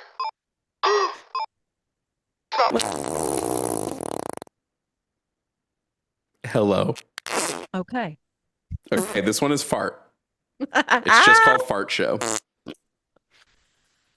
It wasn't me, I swear. Let me switch to something. Oh, hello. Next from Infidel with a $50 super chat said flex capacitor plus 1.21 gigawatts simple solution. I agree. The flex capacitor proves atheism. So W, flex capacitor. All right, let's bring up the next person. Next up is John. John is calling to talk about the Jewish God being real because of the Torah. John, if you can hear me, please provide me with your age and pronouns. Oh, actually, wait, John, don't do that just yet. I got to reset because I hadn't ended the last call. Next up is John. John is calling about God being real because of the Torah. John, can you provide me with your age and pronouns, please? Hey, I'm John. I'm 21, and I'm he, him. Okay, now John, I don't know much about the Torah, but I know that Ryan is a bit more in an understanding of the Jewish God. So, by all means, why don't you tell us why you think the Jewish God is real? Well, I believe the Jewish God is real because of the Torah itself, the history that it has, the mass revelation that God made on Mount Sinai, and objective morality, which God gave us and set us guidelines and a lifestyle for. Okay. So you believe that the Wait, first real 5 quick. books, If you have us on speaker, John, you got to take us off speaker because we're getting feedback. is that what that was? Yeah. I'm actually, you're in my AirPods right now. Okay, well then I would take us off the AirPods and put us up to your ear like normally. Okay, yeah, sure. Sorry about that. It's all good. Yeah, I heard that. All right, little go bit ahead, of Ryan. mumbling. Okay, so Hello? do you believe that the first Can you guys 5 hear me? books? Yes, I can hear you. Can you hear us? Okay. Okay. Yeah. Okay. Do you believe the first 5 books of the Bible were written by Moses? You believe he's a real person? Yeah. Okay. So when you say you follow like the God, do you mean Yahweh? Is that the God you're talking about, or do you mean El? Like Elohim? Mm-hmm. Is that who you're referring to? Then yeah. I mean, yeah. Yeah. Well, which one I'm saying? Well, Elohim, but he has like different names for different reasons. I mean, there's Adoni and there's a couple other ones, but I'll say Elohim. Okay. Well, are you familiar with Deuteronomy 32, I believe? Deuteronomy 32, I believe it's like 8 through 9. It could be 33, but it's where El stands in his divine council. So he's basically up in heaven with all his peeps chilling. And he's like, I'm the most high God, and I'm going to start giving out parcels of land for each of the sons of God. Are you familiar with that scripture? I think so. What is that in Hebrew? Can I just ask? Deuteronomy, I'm saying. You know what the Hebrew would be for that? Are you asking me what sons of God is in Hebrew? B'nai Elohim? No, just the translation for Deuteronomy. I'm saying. Do I know it in the Hebrew? Is that what you're asking me? No, like not the actual like lines, just like which book I'm saying, or Deuteronomy yeah. 32. I apologize. Deuteronomy 32, and I believe I should look it up before I just go say it. I believe it's Deuteronomy 32:8 through. Ryan, keep talking. Only you can't hear. The guest can't hear me. Only you can. Keep talking. Actually, I feel like this is Jacoby or a friend of Oh, is it? Jacoby. This feels. I don't know for sure. He can't hear me. Just continue your conversation. But I'm very Okay, skeptical so right now. Deuteronomy 32. I'm just pulling it up in here. Yes. Okay. So it's Deuteronomy 32. And if you'd like, you could even look that up on BibleHub.com, and it will give you the Hebrew. You can check that in the interlinear, and it will give you the English on the left-hand side. And then I believe the Hebrew comes on the right-hand side. And if you look at through that scripture, basically Elohim, which is a high God, he sits in his council among the B'nai Elohim, which are his children, and there's 70 children. So he parcels out his land, and Yahweh is one of the gods that he parcels out a piece of land to. You would not be able to. One of the gods? Yeah. Or guys. But I don't know if I misheard you. Guys or God? God, Elohim, one God, sits among many gods. Yahweh is one of those gods. Yahweh is considered a B'nai Elohim, and Yahweh gets his portion, and his portion is Jacob. And other gods get their portion. Of course, that's not in this book, but it's Elohim who gives out that portion. So Elohim would not give himself a portion. Like that linguistically would not make sense. That's a different God giving a lower God, a higher God giving a lower subservient God, which is Yahweh, a piece of land. Yeah, I'm a little confused. I don't understand. I'm sorry. I'm trying to That's I'm not okay, really but- understanding. Okay, basically what I'm trying to say to you is you're saying that Elohim is Yahweh. And I'm trying to explain to you that even in the Dead Sea Scrolls, it has been confirmed. With the addition of the Dead Sea Scrolls, actually, it's changed a lot of people's opinion on the Bible, because now they realize that the Hebrews, the Israelites, that their religion, their beliefs were based off polytheism, were based off many gods. And there are portions in the Bible where you can see that there are different gods, and that God is different than Yahweh. It is not the same God. Not until later, not until all the redactions and the weaving has been done. Well, can I ask you where I can find this? Like, you said there's like a specific site. I can read it right now. This is what I suggest to you: is finding yourself the Dead Sea Scrolls online. You can find them online, and you're going to want to look up. I believe it's 4Q. Don't quote me. If Justin, you're in here, please save my life and tell me where he can find this. But you would be best suited to find a translation of the Dead Sea Scrolls. Look up Dr. Kip. He is a Dead Sea Scrolls scholar.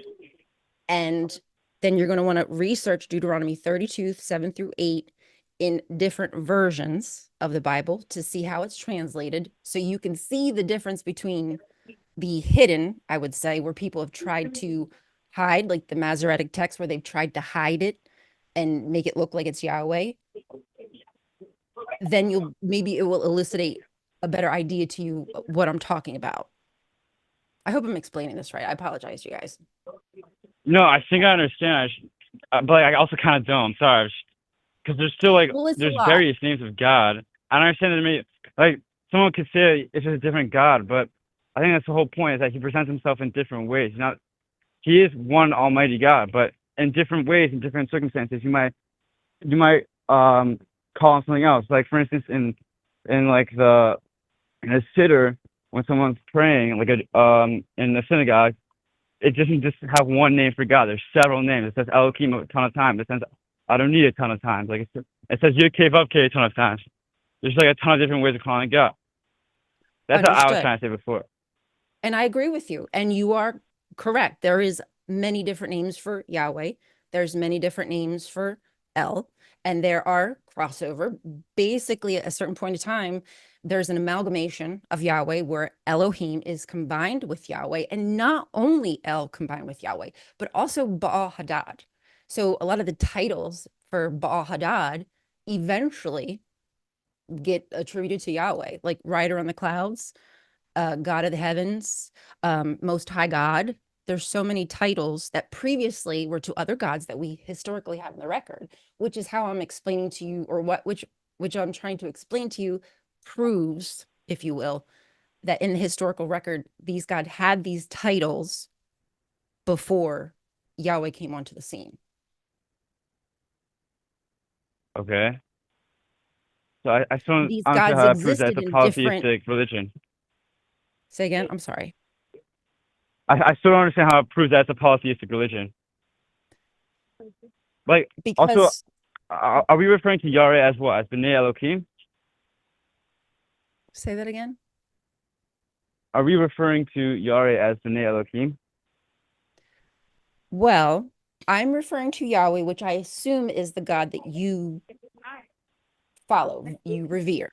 But what I'm trying to explain to you is that El and Yahweh at one period in time were two separate gods.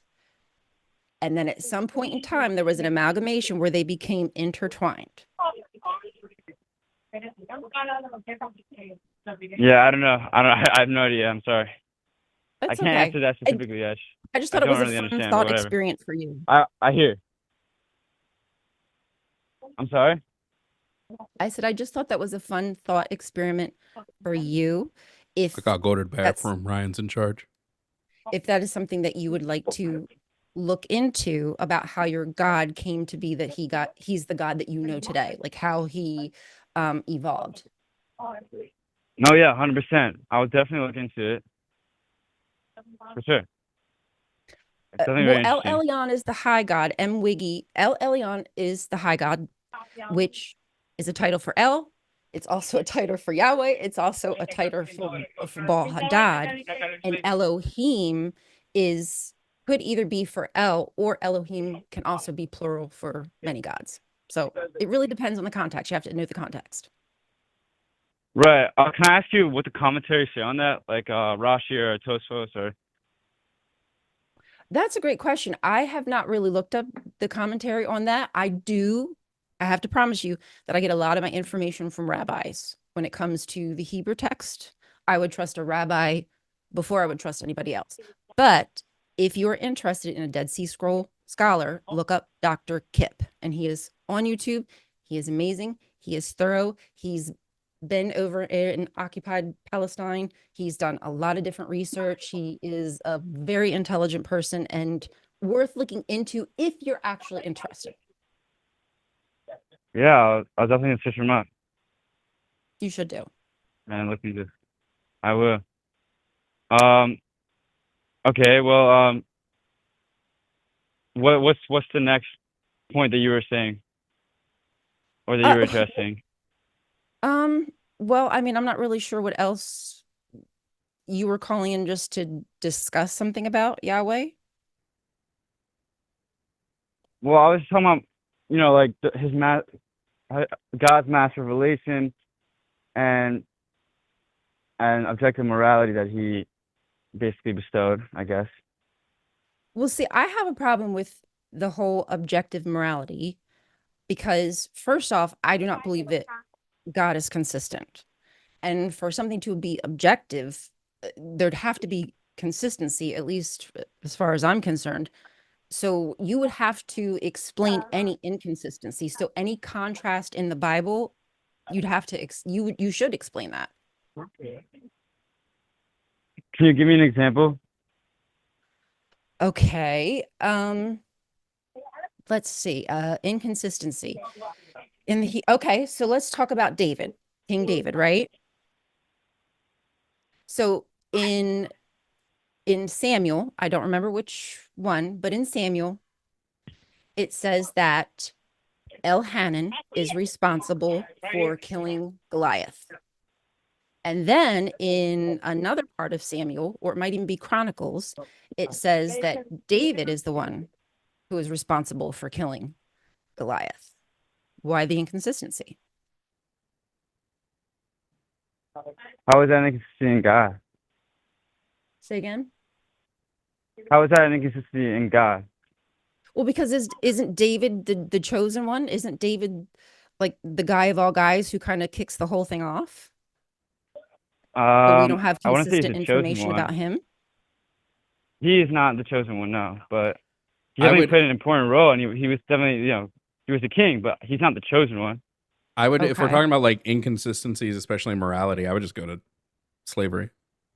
That's Well, probably yeah, like the biggest. absolutely, like yeah. So there you go. Although you might, John, do you believe slavery is immoral? Yeah. Yeah, but the Hebrew God doesn't. What do you mean by that?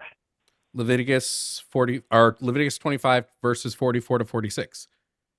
He specifically gives rules for how the Israelites can own slaves. Therefore, it's a morally acceptable action to him. Well, I don't think it's in the same, I guess, context of slavery like in Egypt or slaves that we know today. I think it's It is. a They were different property type. that could be owned for life and transferred down to your children. Your children could then inherit them as property. You could beat your slaves. Women were sold into sexual slavery. Like, it's the same. Probably a little less brutal, but like. I'm the same. sorry? I said I could argue that it might have been a little less brutal than the transatlantic slave trade, but like still brutal. But it was prescriptive. It was like divine, straight down from God. Here's how you do it. Right. So when we're talking about slavery, I'm pretty sure it's talking about like when someone sells himself as a slave. No, that would be the Israelites. So it makes a different distinction between Israelite males and literally everybody else. Israelite males could sell themselves into servitude and they had to be released in 7 years. Quite literally, everybody else could be a permanent slave. Wait, what do you mean? You're talking about like Shemitah? Like the 7 year, like, what, can you just explain that last one? Say that again. Can you explain that? What specifically? Your last point about how the differentiation between Israelite slaves and the rest. Israelite males could sell themselves into indentured servitude, in which case the Israelite males were allowed to go free after 7 years. Everybody else would be a permanent slave. And the only way that the Israelite female slaves could go free is if their masters were like unpleased with them. Then they could sometimes sell them back to their fathers. Right. So it's definitely a complicated thing. I don't think it's as like simple as that. I think it's also, even if you're not Israelite, you can, I don't want to say like apply for a job, but you can become a slave. Like, they're not going around rounding up people to become slaves. Like, it's not in that regard. Especially since, they were slaves, years before. They were not like just going around rounding up, finding, catching whoever we could find, making them as a slave. No. It's just, They if were. you want to become a slave, No, That was the whole conquest. The whole Yeah, they were conquest was literally- like go in there and go ham. They took a bunch of Midianite slaves, a bunch of Canaanite slaves. Took a bunch of people as slaves. Where's that? Old Testament, Numbers. Numbers 31. Numbers, they take Can a I bunch of search that up child really sex quickly? slaves. Can you what? Can I search that up really quickly? Sure. Numbers, what was it, Numbers 31, they take a bunch of child sex slaves? Mm-hmm. Wait, can you repeat that? Numbers 31 is where Moses instructs the people to go into the land and kill all the women who've known a man, kill the boys, kill the men, but keep the virgins for themselves. And then there's even child portions virgins. like soldiers get a portion, you get a portion, so everybody makes sure they get their spoils, little girls, if you will. God specifically And- demands they yeah. split up these virgin children girls. Yeah. To the Yes. priests, to Moses himself, and then to the leaders of the Israeli army in the Israeli community.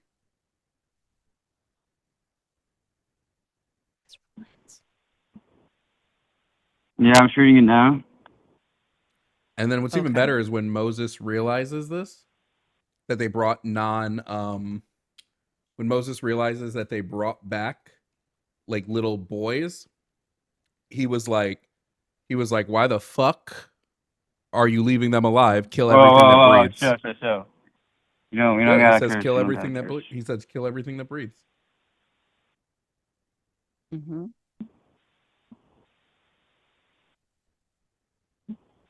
Not very moral. Wait, I'm not seeing God saying that though. Okay, so you're saying that Moses did it on his own? Moses was just like, hey, let's No, go I'm do just this saying, thing? like, God just didn't say, like, capture all the women. And Moses, it says here Moses got No, mad at the officers. God tells Moses, yes, he gets mad at the officers for leaving the boys alive. God tells Moses to split up the women. He doesn't specifically say to kill the boys. He just tells Moses to split up the women.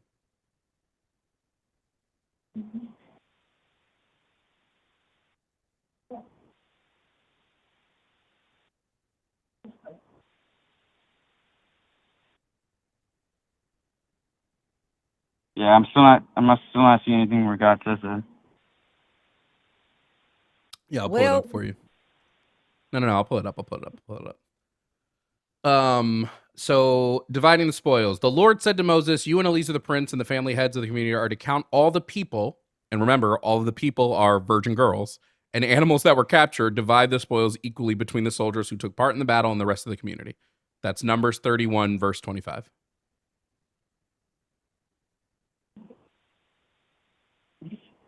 Wait, what did you say? Which number? Numbers 31, verse 25. Verse 25.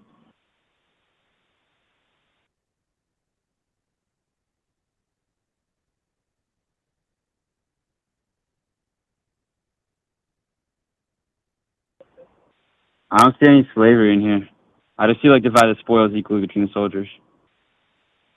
Well, they were to keep the little girls. I mean, what do you think they were keeping them little girls for? I don't know, like, prisoners, like... Now, come on. No, I'm serious. Like, it didn't actually say slavery there, though. Why would you keep virgin girls alive and nobody else?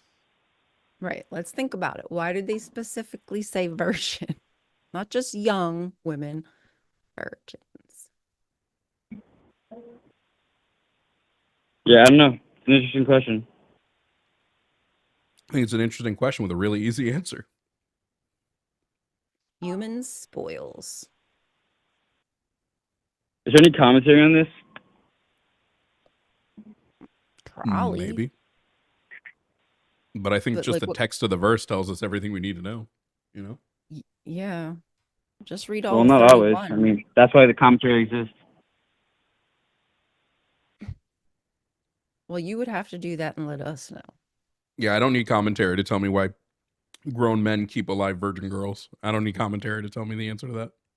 I do not know because I know that when it comes to war, grape is like, I don't know if you can say that word, I'm sorry, on your channel, but that is like a very important part of the war process. Like they're using it right now in Sudan. It's like they are people to death. Like that's what they do during times of war. It's disgusting. Well, I mean, the Midianites tried, like, seducing the Jewish people into, like, serving idols. So, No, but see, that's the I don't think he was problem. very The pleased with people that. already, yeah, but see, that's the problem. The Canaanites already had gods they worshipped, and they came into the area, and then we're like, well, no, you can't do this. Like, what gives them the right? You're the one who came in, not you, but they're the ones who came in. Yeah, but I'm saying it's not referring to that. It's referring to when, like, basically it's a war on them because of the spiritual toll they took on them for seducing them and, you know, manipulating them into serving idols and But becoming David immoral. worshipped, but David, from jump, David worshipped Baal Hadad. Like, that was no influence there. He was already a Baalist. Wait, who are you talking about now? David? King David, yes. He had a son named Balyada, and he also named a mountain Baal Perazim. Why would you name stuff after a god that you allegedly don't worship and don't believe exists? Because you do worship him. What was his? Wait, what was his name? Beliada. Beeliada. I mean, it means God knows, like yada, yada, yada. Beliada. Like, why would El you Yada. You're name, talking El Yada, right? yeah, Beliada? And then there's another, see, this is where you know that something's off, because then in another scripture, they take Beliada and they rename it to Eliada because they're ashamed. Why are you Well, El Yada ashamed? doesn't just mean. It doesn't just mean God. El Yada means my God knows. So I want to say Okay. it's directly naming after God. Well, yeah, but see, the problem is Yahweh says, don't call me Baal. Like, let's not use that word when it comes to me. I don't want you to do that. I don't want to be confuzzled with that God. So it would be kind of silly for David to name his son after Baal and to name a place Right. after That's why Baal, they then changed it because you can associate it with serving idols. because they were embarrassed that it was associated with. That's right. You just said it. Because they were Right. not So they made a mistake. monotheists. I'm saying like they named it and like, oh, this does not make sense. Why are we naming this? So they changed it to El Yada. They changed it because why would you be embarrassed? Why change it if you're not embarrassed? Because it is associated with something that you used to do that was natural, that you later are embarrassed about, so you redact. Wait, what do you? I'm confused. What do you mean? The original name included Baal, right? Which is The referring to original, like yes. God. But because that name Referring to became Baal associated with Hadad. serving idols, they changed it to El Yada. Yes. So changing the name wasn't. It was more like a shift. Like it was turning away from the association of serving idols and more on like God. What's the purpose of changing something hundreds of years or whatever later? Because they realize how bad it is. Okay, so you're trying to cover something that was done that you don't like that was done. No, it's the association with idolatry. Okay, well, Huh? I don't know what to say to I that. think that's just what Rashi says. That's what the commentary says. So that's what I read. Well, I just feel like there's embarrassment because you did something that you shouldn't have done. Otherwise, there would be no embarrassment. Hey, yeah, that name, like, sure, it sounds like it's this, but it's actually not that. No, you just completely they just completely tried to hide it. I mean, I don't know. It could be. It could be. Okay. I like that. I like that you said could. That makes me feel good. Oh, I'm Anyway, saying, yeah, it's a very complicated thing from a long time ago, and there's different ways to read the scriptures and the commentaries. So there could be an opinion that holds like that. There also could be opinions that don't hold like that. Well, I think that we should always take the text contextually. So we need to understand the history that the text was written in. And I believe that contextually, there's tons of evidence that shows us that the Hebrews, that Israelites worshipped other gods, and that it wasn't till sometime after the exile where they were trying to get all that purged. Well, no, yeah, 100%. There's proof that the Jews worship other gods, and then they got punished for that, right? Like Yom Kippur, which is the holiest day of the year for Jews, commemorates when Moshe left for the tablets, the Jews started serving the golden calf, right? Which is definitely not God, right? And even there are actually opinions on that even hold that. They didn't make the golden calf to replace God. They made him to replace Moses because they needed that new middleman between them and God. And even so, what happened? They were going to get punished. Moses pleaded to not. He cried out. And then, thousands of years later, every year there's a day where everyone celebrates that. So yeah, there's definitely times where, they made mistakes and terrible mistakes. But they still serve one God. Okay, but let me ask you this question. If you moved Moses, okay, so let's say Moses lived in a millennia before the Common Era. Let's say that's when he lived. But let's move Moses up 500 years. Let's move Moses up 500 years to the time of the exile. Do you think that the people who lived during the time of the exile would be cool with the way Moses worshiped Yahweh? What do you mean by that? Like, what do you mean by the way he worshipped him?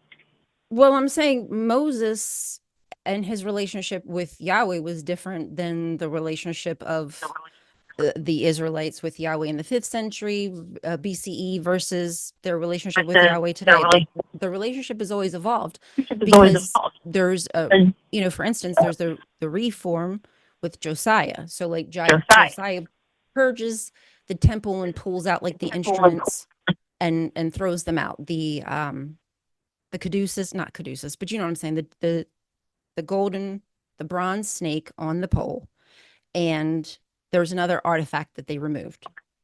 So what Moses did, they were like, let's kick that to the curb. So isn't it true? Wait, what do you mean? Like, what Moses did specifically? They removed the items that Moses put in the temple, allegedly. I'm just saying according to the text. Right. So what I'm saying is there was never a consensus of how you were supposed to worship Yahweh. There was never a get right. There was never an orthodox, because even Moses, which I would say is, he's like one of the main persons of the Bible. He didn't even get it right, allegedly, because it had to be fixed. He wouldn't get it right? I mean, I don't know if I would say that. I could say that people didn't understand him. They could have made him, like, maybe he didn't do everything right. But also maybe the people later didn't do everything right, and they didn't understand that. Which times before have happened all the time.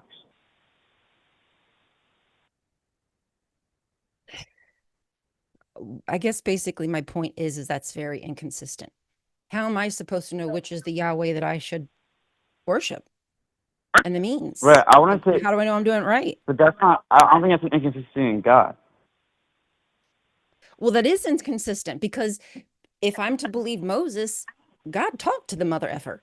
Like, they were friends. Like, they had conversations. So Moses don't know the right stuff. He don't know that what he put into the temple was wrong. He didn't know that putting that stuff in there would cause contention. I know he didn't do it, but you know what I'm saying? Yeah, but I don't get how that's God's fault and not...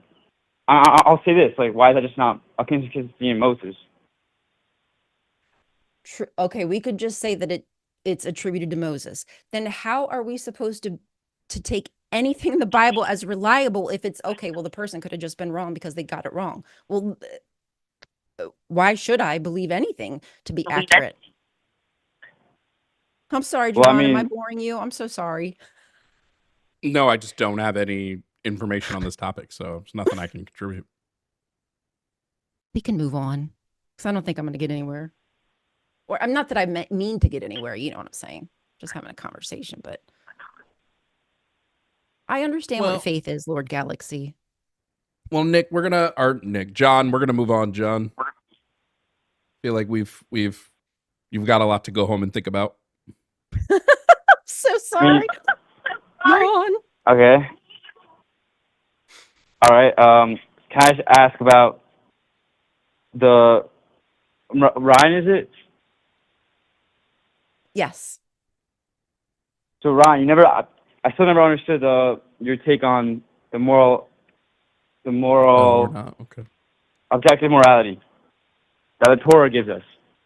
I just don't think you can have an objective morality when everything in the Bible about God is inconsistent. But even if it is up to the person who the people made mistakes. Even if it's up to translation, even if it's up to interpretation, that's all I have to work with. Well, let's say you have a really nice guy named Bob, right? And everyone considers Bob a good person. Does that mean Bob's never made a mistake in his life? No, he's for sure made a ton of mistakes, probably done a couple of bad things in his life. He probably said sorry. He probably tried to, atone for that or whatever. And then I wouldn't say that's like completely inconsistent of him. I said he made a mistake, but he's still a good person. Right. This is. I'm not necessarily saying judging whether somebody is a good person or not. I'm saying that I would not be able to find a moral guideline for myself to go by because God is never consistent. His punishment is wild.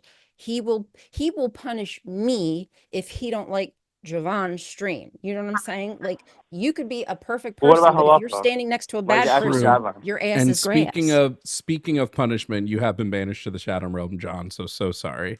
Thank you for playing. Call back on another day. Thank you, John. I can't help it. Chat wanted him gone. Who was that? That was from Katie Pope. Sorry, Katie Pope that wanted John out of here. Thank you. Bye, Katie Pope. Or, I'm sorry. Bye, John. I said bye, Katie Pope. Jesus Christ.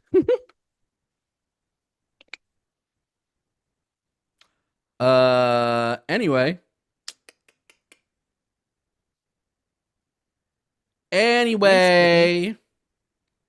Thanks, Billy. Oh, damn, Billy. Billy got it with like the that. with the big super. Damn, Billy. Damn, Zaddy. Just kidding. Let me grab the super chats and read the super chats real quick before we take the next call. This might probably be our last call. We're approaching on 4 hours. So this might be the last of the calls. So let me just do our super chats real quick. And then we will take this last call. Where are we? Here we are. Super chats.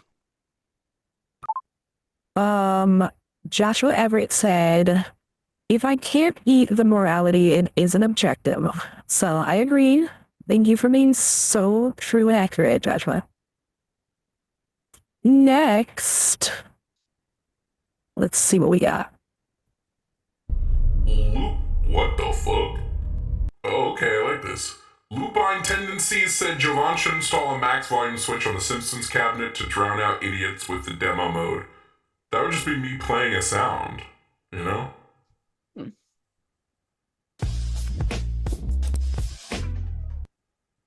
Just a sound. Let's do the next one. This was Katie Pops. Said, it's time for him to go exchange notes with Jacoby. And then finally, from Billy Sites. Love your stream and work, Jovan. First time seeing a goddess, but it's been great watching you both. Well, thank you. Thank you so much for calling in. We have another super chat from Lupine Tendencies. Said, that damn sounded straight out of Boys Town. Haha. Haha. What is Boys Town? Am I missing something? Probably. Anyone who likes this voice more than my voice is racist. Just throwing it out there. I haven't even looked. Rude. I haven't even looked. But that's all I know. Anyway, continuing on. Let's take the next call. Coming up is Leonard. Leonard wants to talk about Christianity being true.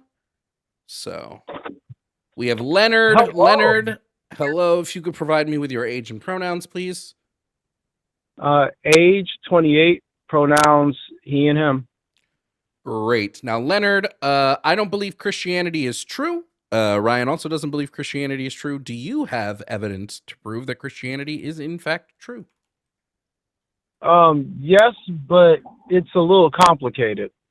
So the evidence that I have was put forth and published by the Azarite Press, which is basically controlled by the Melchizedek Cloister Emerald Order. They're a set of people who are basically the first version of Christianity. What I'm here to argue is that that version of Christianity is right, not modern Christianity under the Council of Nicaea that have created this weird dogmatic religion that we see today. Okay. Do you still believe that Christ was real, that he was divine, that he was fulfilled the prophecies, the messianic prophecies? Not messianic prophecies, but definitely a real person. Actually, there were on record 3 different Jesuses. 2 of them had a certain act they were putting on to become historical figures to be worshipped later. It's sort of like a ritualistic type of thing. It's not really based on religion. It's more of a spirituality thing. So you don't dressed believe up in as you don't believe in the modern Christian viewpoint of Christ being like messianic, or of Christ being divine and like Son of God, and there being, you believe in what is your belief system specifically? The belief system that I'm talking about, it's technically Christianity, but it's the first form of it.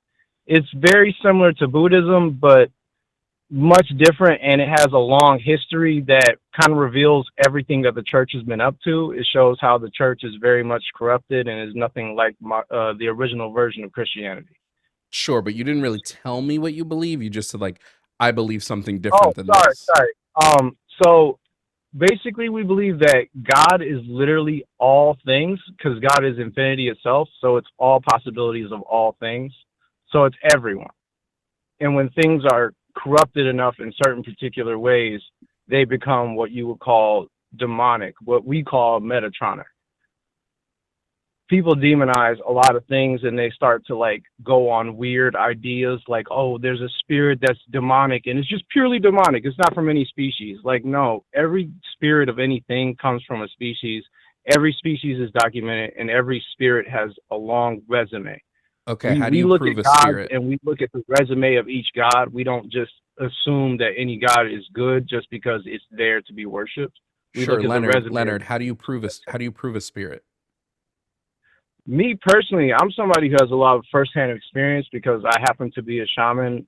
So it's more so like I've met a lot of the beings that people pray to instead of like, you know, worshiping something blindly. Like I don't do any blind faith stuff. I meet people. So like I'm somebody who's met Jesus.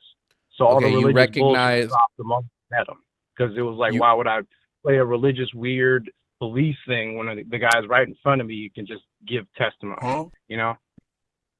Because a You lot of people they'll recognize try to speak for Jesus, like oh I've heard Jesus or Jesus told me to tell you this. A lot of these people are just coming up with BS. Because when I met the guy, he didn't go to give me a message to give to the world. He was just like, oh hey, you know, like the moment was not about him.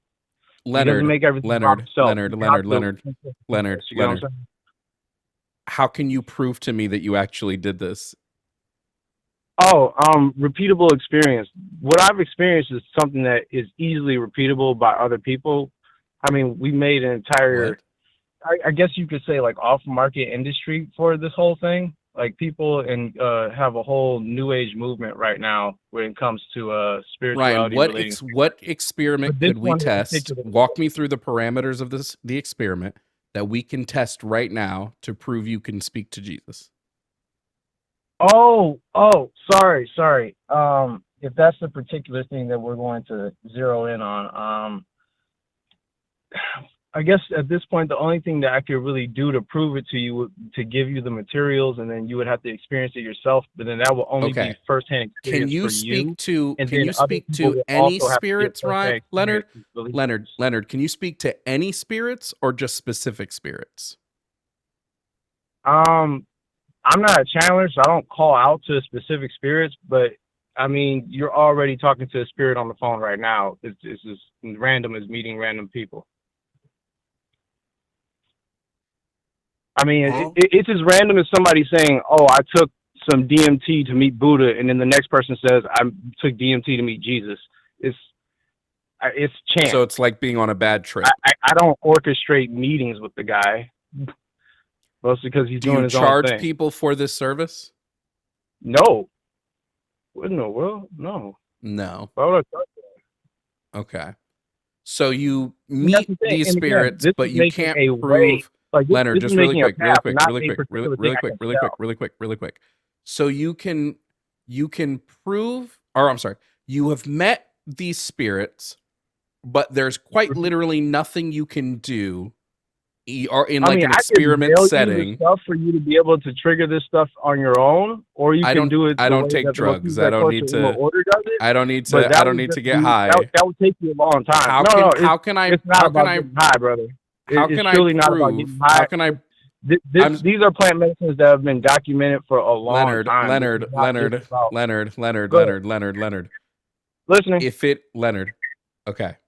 Skinner. If you are ingesting something, how can you prove that what you're seeing is real and not just a chemical having an effect on your brain? Okay. So you're asking me, how can I prove that something that I'm seeing is real outside of me seeing it?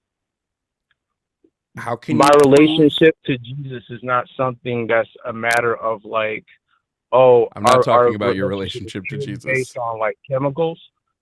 Like what I'm trying to get you to understand is that the practices that are associated with this completely detach the whole concept of Jesus being the one Christ. It's more so Christ is a force that is through everyone and everything. And it's true, like truly explained in 15-dimensional physics under the Melchizedek Cluster Emerald Order.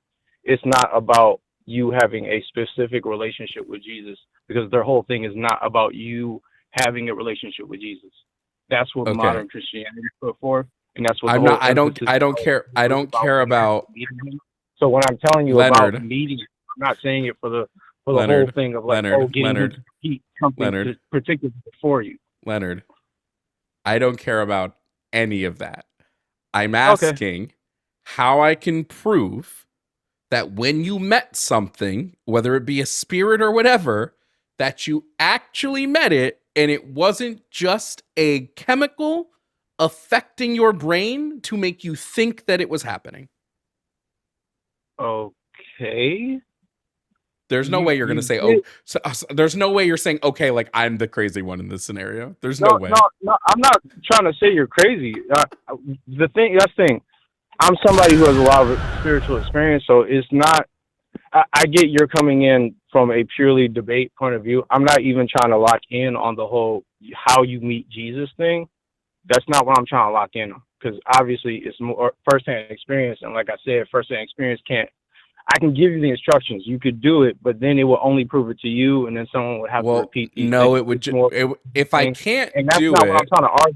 What I came to argue, Leonard, if I is that can't do it, Christianity is real, specifically point number 3 on your list. Leonard, if I can't do it without ingesting a chemical, then I can't do it without You're not listening, because this is a very complex thing, bro. So please try to understand that I'm representing multiple cultures right now, and I'm trying to separate it in conversation. I don't care what cultures you're representing.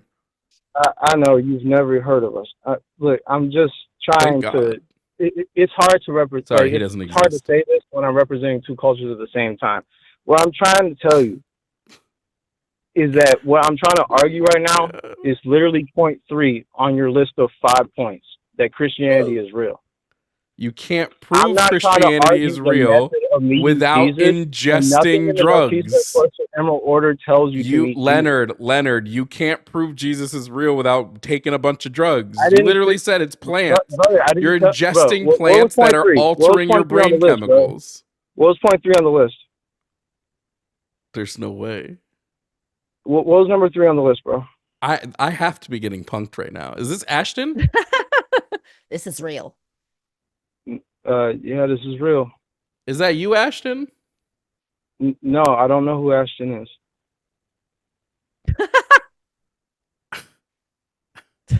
All right, man. I'm gonna just let you go. I see. I'm just bothering. Yeah, I'm sorry, Leonard. You're not giving me anything. You're saying, hey, Leonard, stop. Because now all you're doing is you're trying to preach. You're telling me, hey, I could send you Leonard. You're Leonard, stop. Leonard, stop. And literally, bro, if you don't want to hear about it, that's fine. Leonard, I can just stop. Like, I don't want to bother. There ain't no way. I muted you. There's no way you're gonna keep talking over me. You're literally sitting here telling me you can prove Jesus is real because you've talked to him. He hung up. Thank God. You can prove Jesus is real because you've talked to him. And because you've talked to him, and you could get me to talk to him, but there's some plants that I would have to ingest. And then if I ingested these plants, these holy natural plants, then I could speak to him. please. Please. On God, please. Fuck. Please. Goddamn, please. What the fuck? I would just kindly ask that I have some of whatever it is you're taking. On God, how do I Jesus Christ. Guys, that was our show today. Thanks, Leonard. What a crazy way to end. That was fun. Dead ass, yo. Let me read the last of our super chats. In the meantime, while I get that set up, Ryan, why don't you tell people where they can find you? Okay, well, if anybody likes playing hide and seek, I'm right behind you. You can find me on YouTube right here, A Goddess, at A Goddess. This is pretty much where I make all my content. I used to be on TikTok, but I hopped off that. I also have links in my YouTube, like where you can find my link tree that has my Twitter and stuff, but YouTube is mostly it. So yeah, come check me out. I make like deconstruction stuff, anything about cults, really, mythology, deconstruction, text, you name it. That's practically it. All right, everybody go follow Ryan. Mods will post Ryan's links Yeah, they've been in the awesome. chat. So you can go and find those in the chat. Last of the super chats today. Last of the super chats. Let's read them.